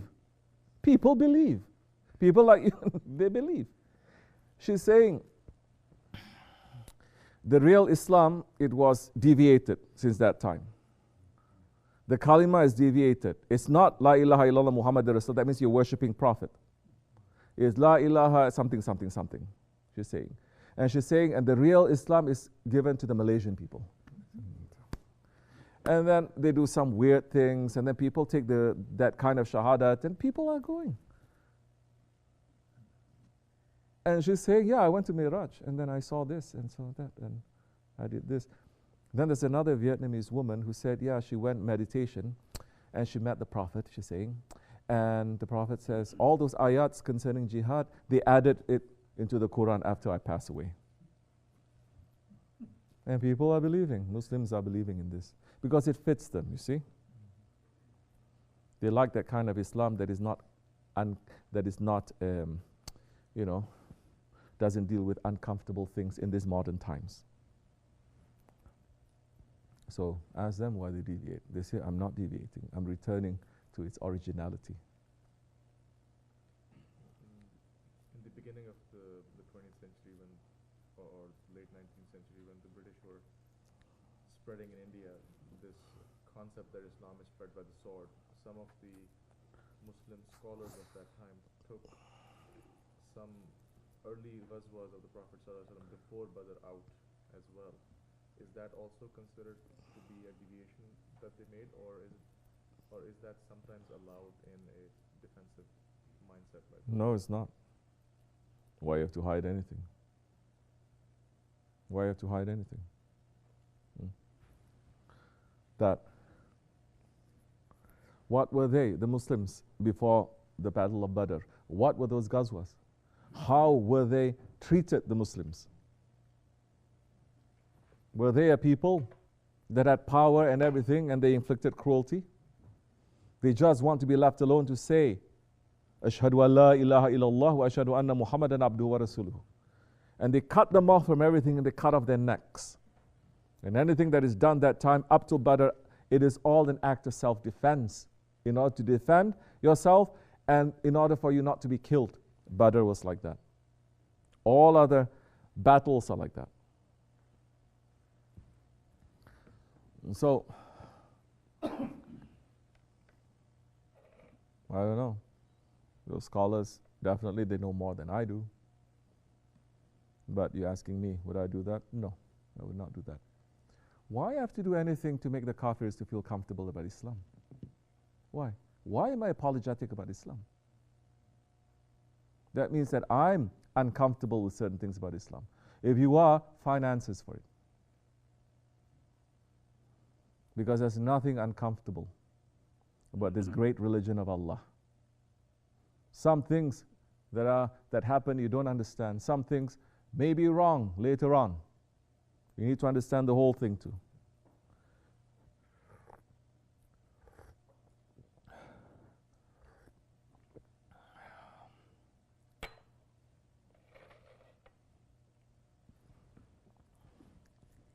Anyway.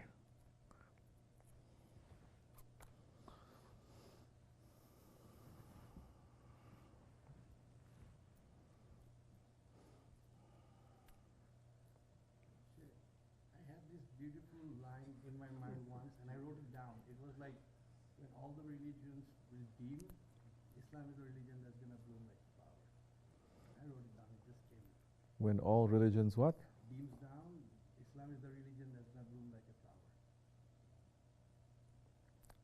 I mean, when all the religions are gone, Islam is the only religion that's going to bloom like a flower. No, no, no. All other religions will not be gone. It will never. Until Islam takes over. It's not when they dim and then it's going to appear. No, it's not. I would rather people have religion even if it's not Islam than not to have any religion at all. I don't want their religions to dim in that way. Because when people don't follow Christianity, they don't follow Judaism, they follow secularism, they follow materialism, they follow their own ego. You understand? There is no fear of Allah. One way or another, whatever, they have no fear, then that's a problem. You understand? Eclipsing is something else. It takes over is something else. Never forget, for 255 years, when the Ottomans were ruling the Balkans, the Muslims were only about 15-20% of the population. 80% of them, they were Christians for 255 years. Imagine if the British came here and they ruled nicely, and they only 20%, the rest were Native Americans, which they let into their government, trade, everything they let. Imagine. No, you cannot imagine because it's unprecedented in the world. You cannot imagine. So they think Muslims are like that too. It's their sickness. It wasn't until Sultan Selim Khan then took over first. He brought down the Safavids, and then he went and he brought down the Mamluks, and then he took the Khilafat, that now he's ruling all of the Muslim world now. Now it tilted the balance. There's more Muslims now in his rule. We left them alone.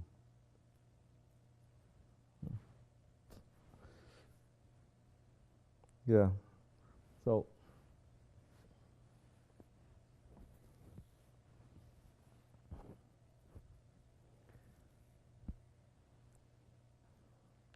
the crescent, our crescent, see this? It's facing the other way. Yes or no? Or you never notice? This crescent is facing the other way. The crescent is usually the other way. This is the other way. What does this mean? It's coming to an end.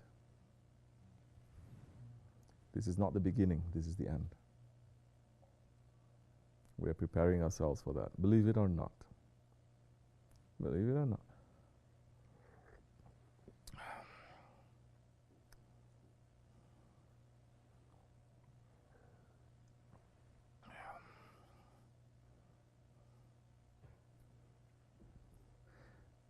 "39th Street, Sheriff Any would dim down the lights. It says people who want to lie down, they can lie down. Women's side, they will cover certain parts. Women would lie down, go to sleep. Listening, Sheriff Any talk all night long. The men will lie down. They will talk. They will continue. Sometimes no one is there. They just stay up. People will go down, get some roast beef sandwich, come up again.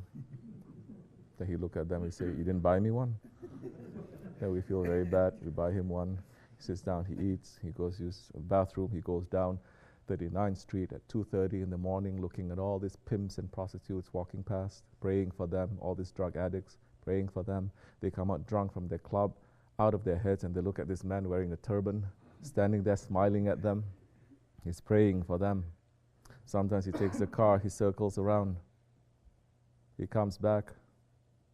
We try to stay up. Why? Why? At least we can say, for the sake of Allah, we stay up all night with a friend of Allah. You don't have to go up and down worshipping too, just to be with Him. The whole aim of prayer is to be with Allah. Sometimes he would pray, of course. Then he would lie sleeping a little bit. We will be massaging his feet because he said he has to get some messages. We wake up. We'll hear all sorts of sounds coming from 39th Street, talking about Times Square. People screaming, yelling, police sirens going off. Our neighbor from across the building deciding to walk around, showing the woman. There are all sorts of strange things. One night, Chef Andy wasn't there.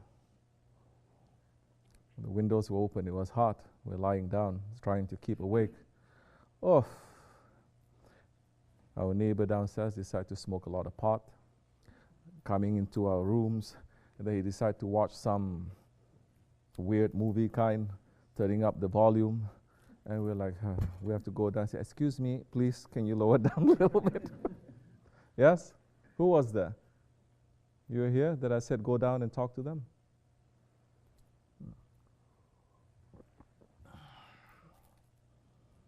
That we can say we're sleeping on the floor like a Sahabi. At least we can say one thing. We're trying to stay awake. Different rahmat falling. It is a time of tahajjud. You're being with Allah.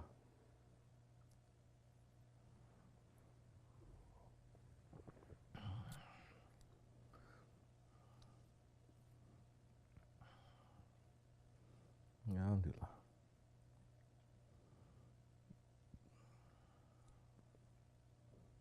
Yeah, what other questions? Yeah. Don't worry, I'll protect you. Why are you looking around? You're not asking me questions, so somebody asks you. Say. Yes?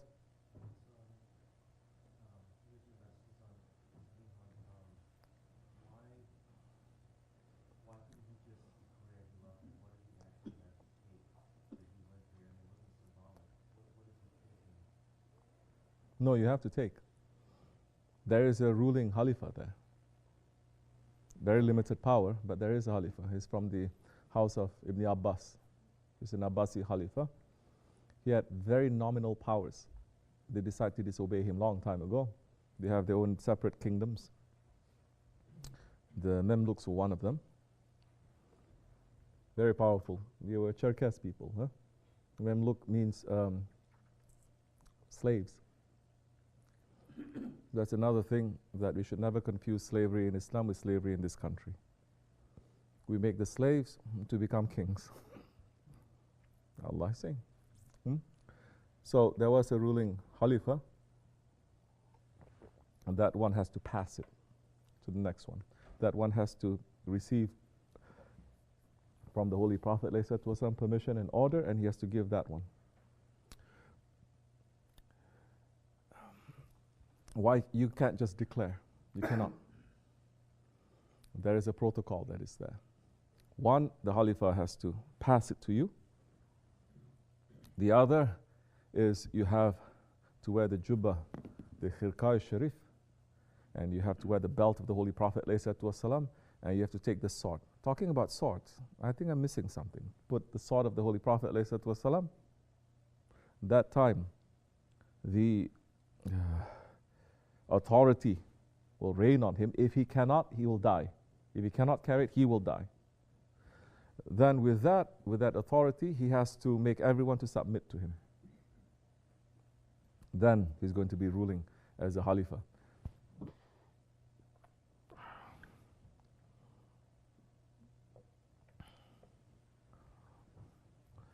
One of the Khalifa has to be the one who is going to protect the Ummah and uphold the Shariat of the Holy Prophet ﷺ.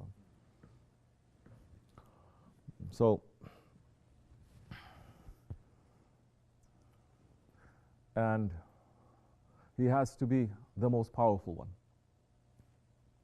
The Prophet is saying, if there are two heads, cut one of them off. Two heads cannot rule. That is called what? Shirk. Two. There will be disaster. One. The strongest one has to rule, the strongest one has to protect.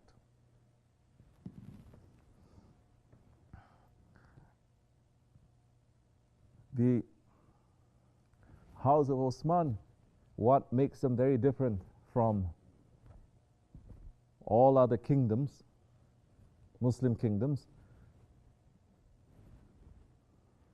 because they are known as Ghazis. Ghazi. What does a Ghazi mean? He's not there to collect the territories to make himself rich. He's there just to fight, to bring the Shahadat, to fight, and he's never going to stop until the whole world is conquered. That's what a Ghazi means. And he's not going to collect, he's not going to sit. There are signs, there are rules for that. What it takes, he gives. He gives. And who does he accept? People that are strangers, as the Prophet did, ﷺ. They love strangers.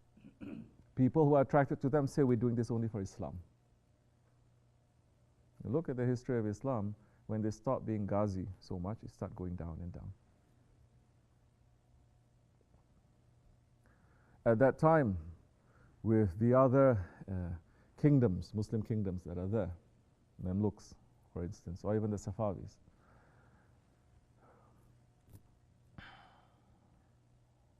they were busy with just accumulation of power and strength, and it wasn't about bringing the flag of Islam or the flag of the Prophet ﷺ more and more.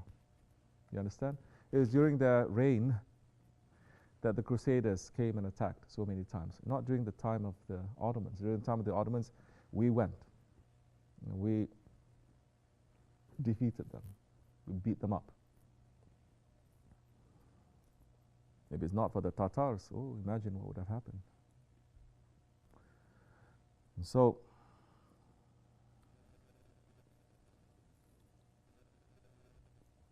in fact, Sultan Selim,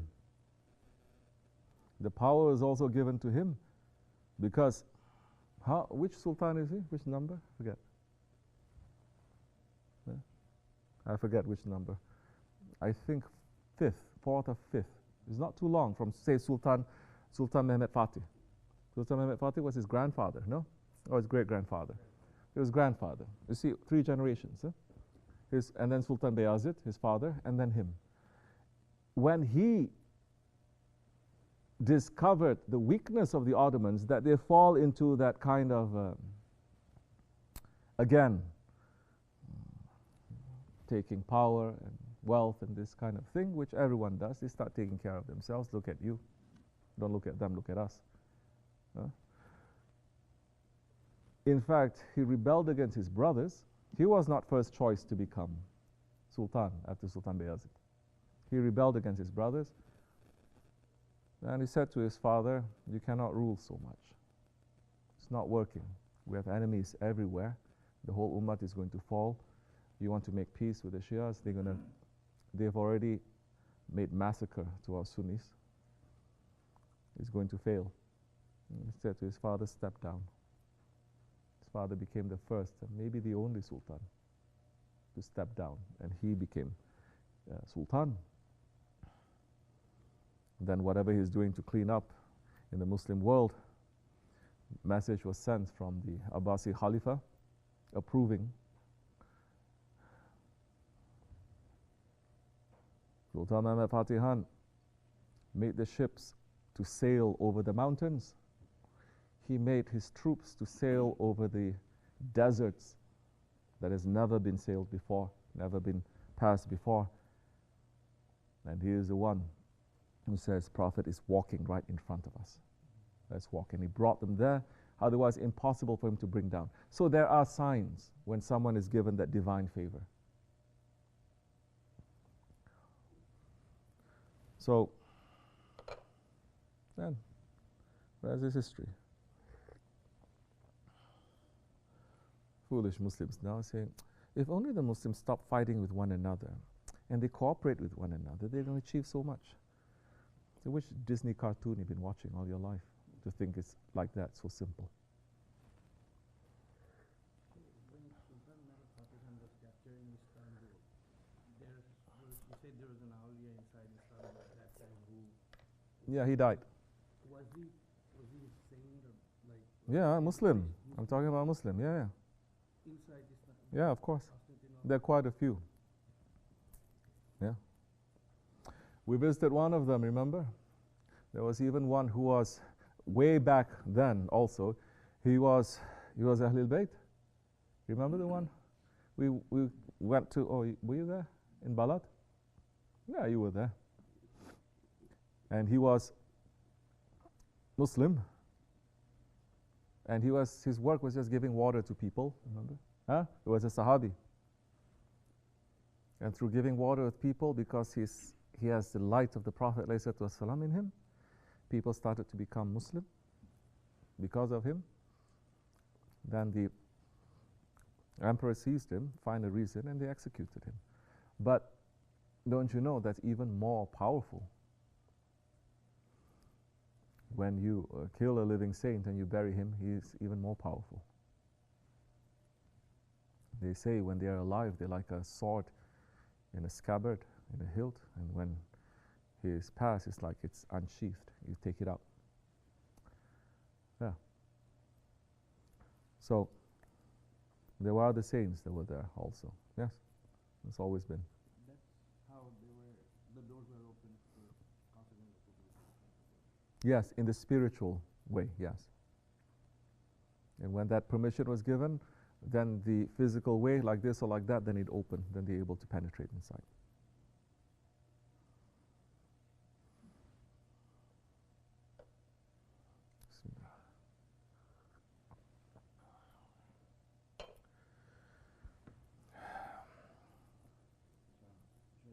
During the Ottoman Empire, sultans that were there, I know you're saying that Imam Rabbani brought like the Sharia, that they do bring harder Sharia. Some sultans brought more Sharia, and then during those times, and I want to know like, wasn't there always a grand sheikh at those times too? And how would that work? Like, if that's like,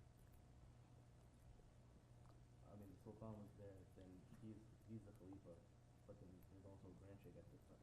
Hmm. Too. So Permission is given. Permission is given. The Sultan, the Khalifa especially, will always be in consultation, especially with the Qutubs. When everyone wants to go to the Qutub, it's not for you. It's for the Sultan. Qutubs is not for us. We go to the presence of Hazrat Abdul Qadir. What are we going to ask? Stupid things. They are meant for the kings. And their advice is for them. So they are in consultation. And permission will be given. Or sometimes they say don't interfere. But the Ottomans are known to be an empire of Sufism, the only empire of Sufism. They're making it a rule to honor the Ahlul Bayt and the Sheikhs, even those who are against them. The other empires, no. It's different.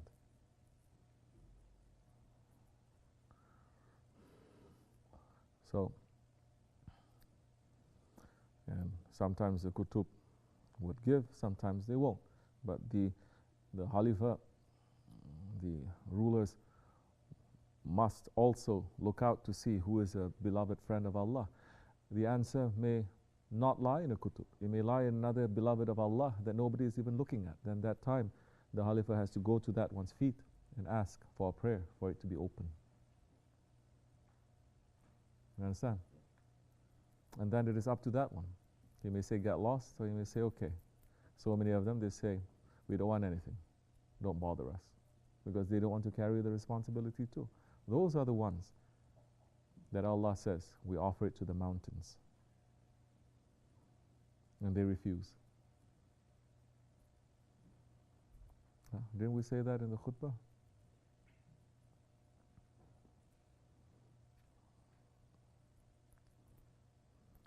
So many miracles, of course, happened at Yawuz Sultan Salim's campaigns. He was very tough. Not everybody liked him. You have to be very ruthless too. For the sake of haqq, you have to. They're still debating today, saying he went against his father. Is that haqq or not? Is it acceptable or not? Didn't Allah subhanahu wa ta'ala say you have to go against even your own family if it's for the sake of haqq? Yeah. He would do that action by himself without any fatwa. In Islam, it's always, you don't do it, especially in those times, not the Akhir Zaman, in those times, if there is no blessing, you will fail. The fact that you succeed means that it is approved, yes? You fail because you messed up. Prophet is showing us. You will have success because Allah likes it, what you're doing. That is not Akhir Zaman. Now everything is turned upside down.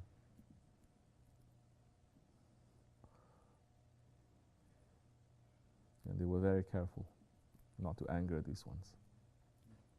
Up to today, you still see that kind of respect. In the common people, you still see that.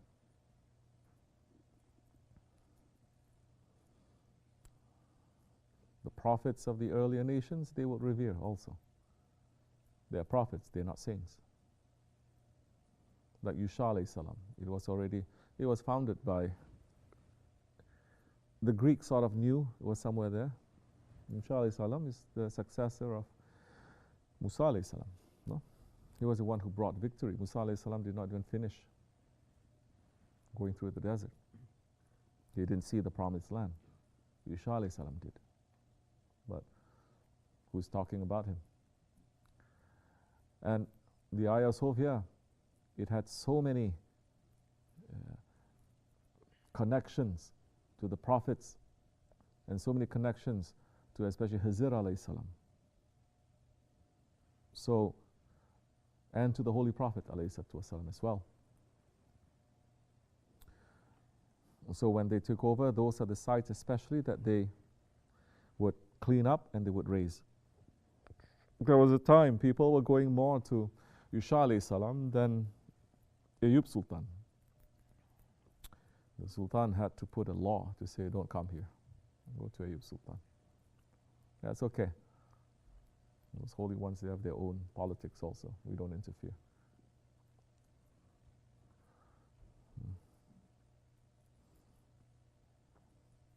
All right. Anything else? Any other questions? Say, I have whole night. You're like, night is passing. Yeah, that's amazing. Huh? It's amazing. I mean, when you want to listen, or when I force you to listen, I can go on. When I don't, then you can't. We did that so much earlier, remember? So many times in Maryland. We went there for Ramazan one time, remember? We stayed up until Fajr, no? We're just talking and talking. Doesn't have to be sohbat. You can just talk. You can sing a song if you want. It's okay. You want to sing a song? You're all now regretting that you don't have Salma with you. I'm going to make you to sing. Alhamdulillah. We have so much to discover.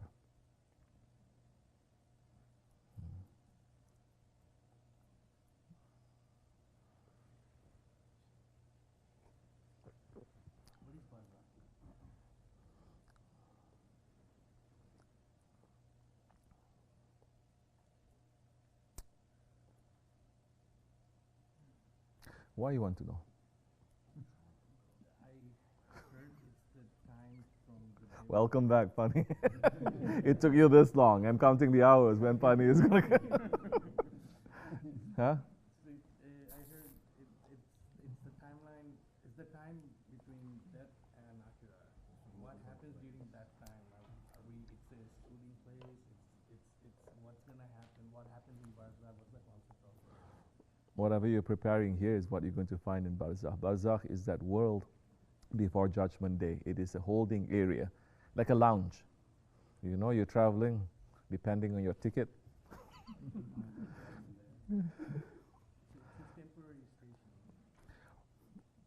It is temporary, but it will feel like forever. It will feel like forever, especially if you're suffering. If you're not suffering, if your heart is destination is somewhere else, even if you're in the first class lounge, you can't wait to get on the plane to go to where you're going. No? Okay. So that is a world. It can be a blink of an eye. It can last for thousands of years. That is a time when that time is not according to the time in dunya. That is a time of barzakh. That is a world, that is a reality. The holding area. It depends on us how we... Of course it depends on you. Whatever you're preparing is whatever you're going to find there. Shaykh Effendi put it very simply.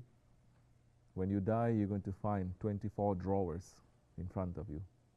You know, like a cupboard, like an almari. You find 24 drawers. We say it represents 1 hour. You open, why are you laughing? You open one, you can find either jewels that you put there or snakes and scorpions that you put there. Okay? So, and he says, we need the jewels in that world there. Whatever you are preparing, that's what you're going to find. Why am I being able to feel the, what do you call this, what you just explained, that it's going to be like no time, the time is not like, even 1 second would be like more than years, it's already scaring me. Good. I'm getting this paranoia feeling here, like if someone is in that state, it's going to be crazy out of paranoia. Use it for proper things. Don't leave it to just be paranoia. Whatever you are doing here, you will find over there. You understand? So no reason to be paranoid. Just make sure you send good things there. One salawat that you do, you'll find it there. Prophet ﷺ is Nabil Rahmah, the most generous one. Nabil Karim. You give one, he gives 10 to you. It's countless what good things that you can do to send there. Countless. And in nights like this, maybe hundreds of nights, you do nothing. So nights like this, you got to cash it in. That's why I'm forcing you to stay up at least. You'll find that. That may be enough to last you. Understand? Don't worry, you're going to get reward. Just for sitting here and falling asleep and getting up like this. Okay. Yeah.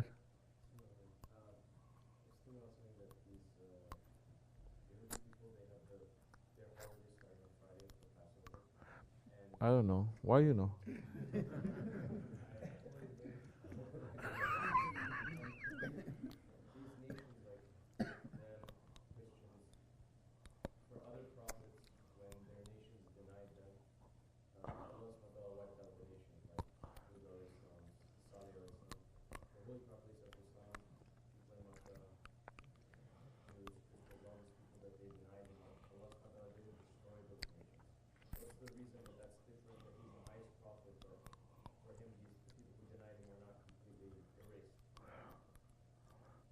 Why? I mean, some of them were. I mean, to be fair, right?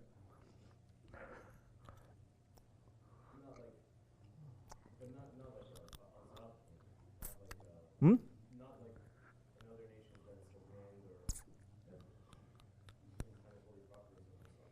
Oh, what wind is going to approach this nation? You never heard about the descriptions of Qiyamah?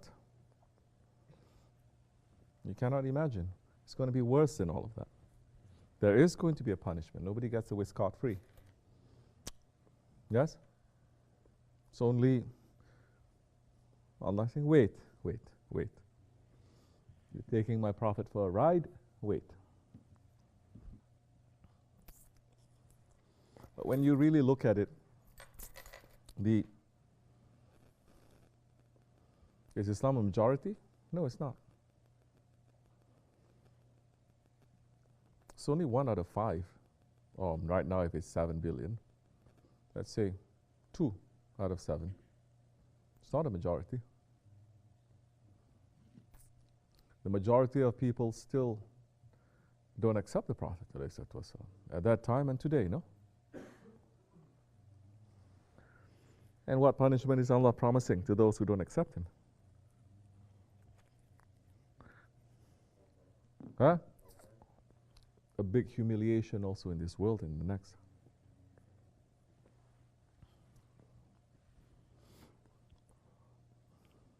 This is Ahir Zaman. Means last chance.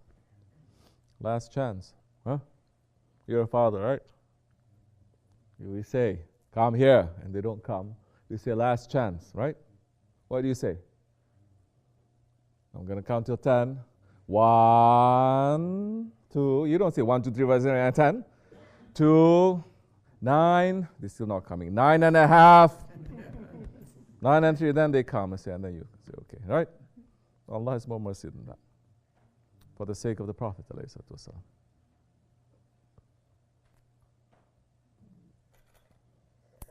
Because it is the Prophet's wish. And the work that Allah has given to His Prophet is to return His nation as perfect and as pure as His nation was created. It is not Allah's intention to wipe His nation or to punish His nation. And always He is asking, don't punish my nation, don't punish my nation. He is the one who is stopping the anger of Allah. So those who don't take Him as shafa'at, good luck to you. You have the anger of Allah. How many Muslims don't believe in His shafa'at? So many. Then good luck to them. They don't believe Prophet is going to save them. They don't believe Prophet is going to try to defend them.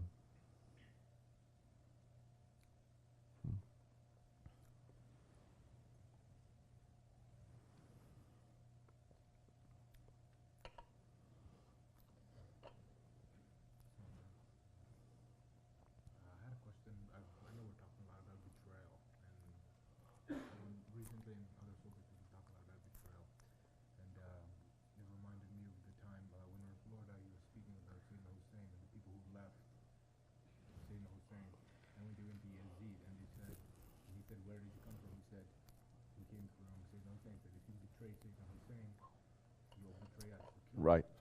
And it reminded me of when me and Aldo were talking about Ataturk, and he was, he said, Sheikh, and he told a story when he was betraying, he had all the Qur'ans on the floor, I believe. Yes. And he asked them to stand on it. Yes. Some didn't. Yeah. And he said if the ones who did, hang them. The ones who didn't, the ones who didn't hang them, the ones who did, if they didn't betray their religion, they're going to betray us. Yes. How do we make sure that we don't open that door ever for betrayal? You test yourself. Before it comes to the point where you're going to ask to make a decision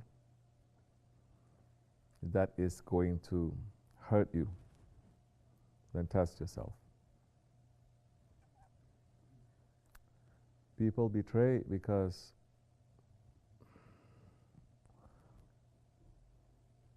one of the main reasons, this one can offer something this one is not offering.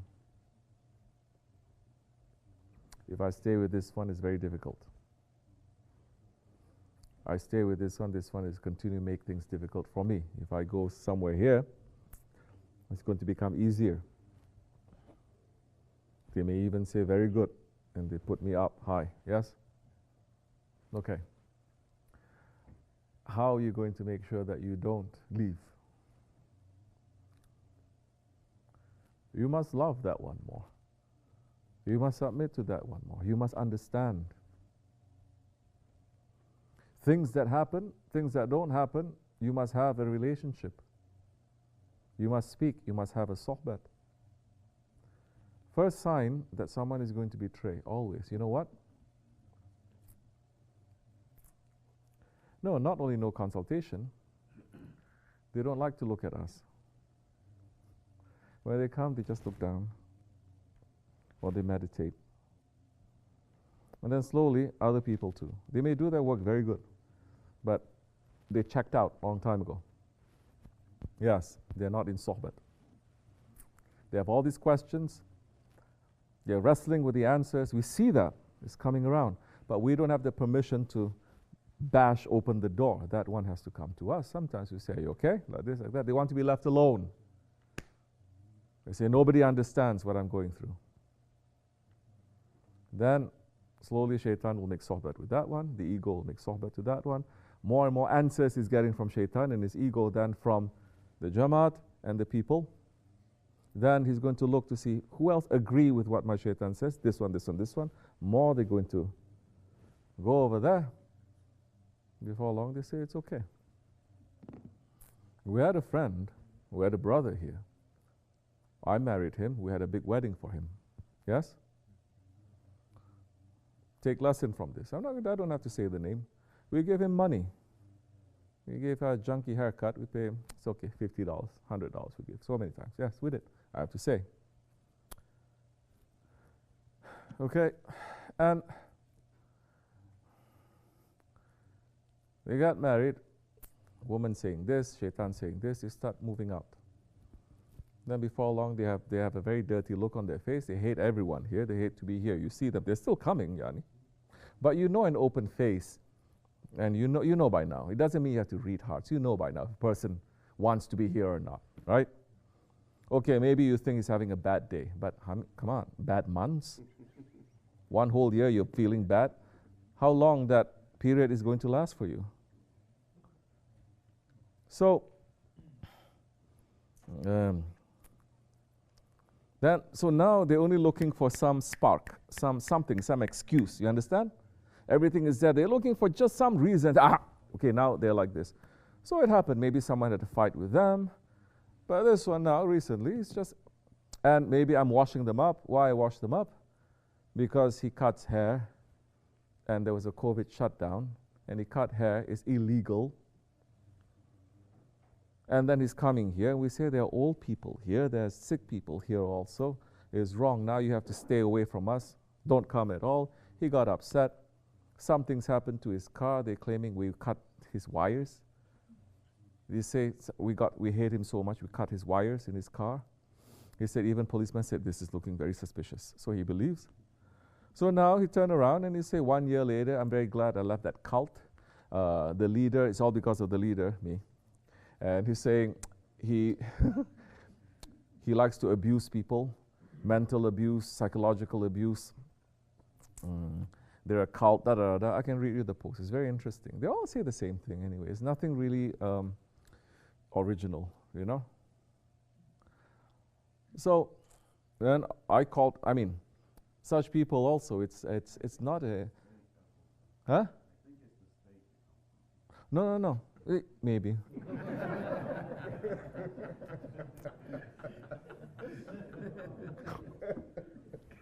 But there are good people who come from that state too. No, it's a state of mind. I don't have my, I have my. Because this concerns, I don't have my. Sarkan, you have my? This concerns all of you, so I'm going to read it out, okay? Because I have to warn all of you anyway, right? In case something happens. Where's my, did I put my glasses here? Yeah. Okay. Don't worry, there's something very interesting. You're not going to sleep.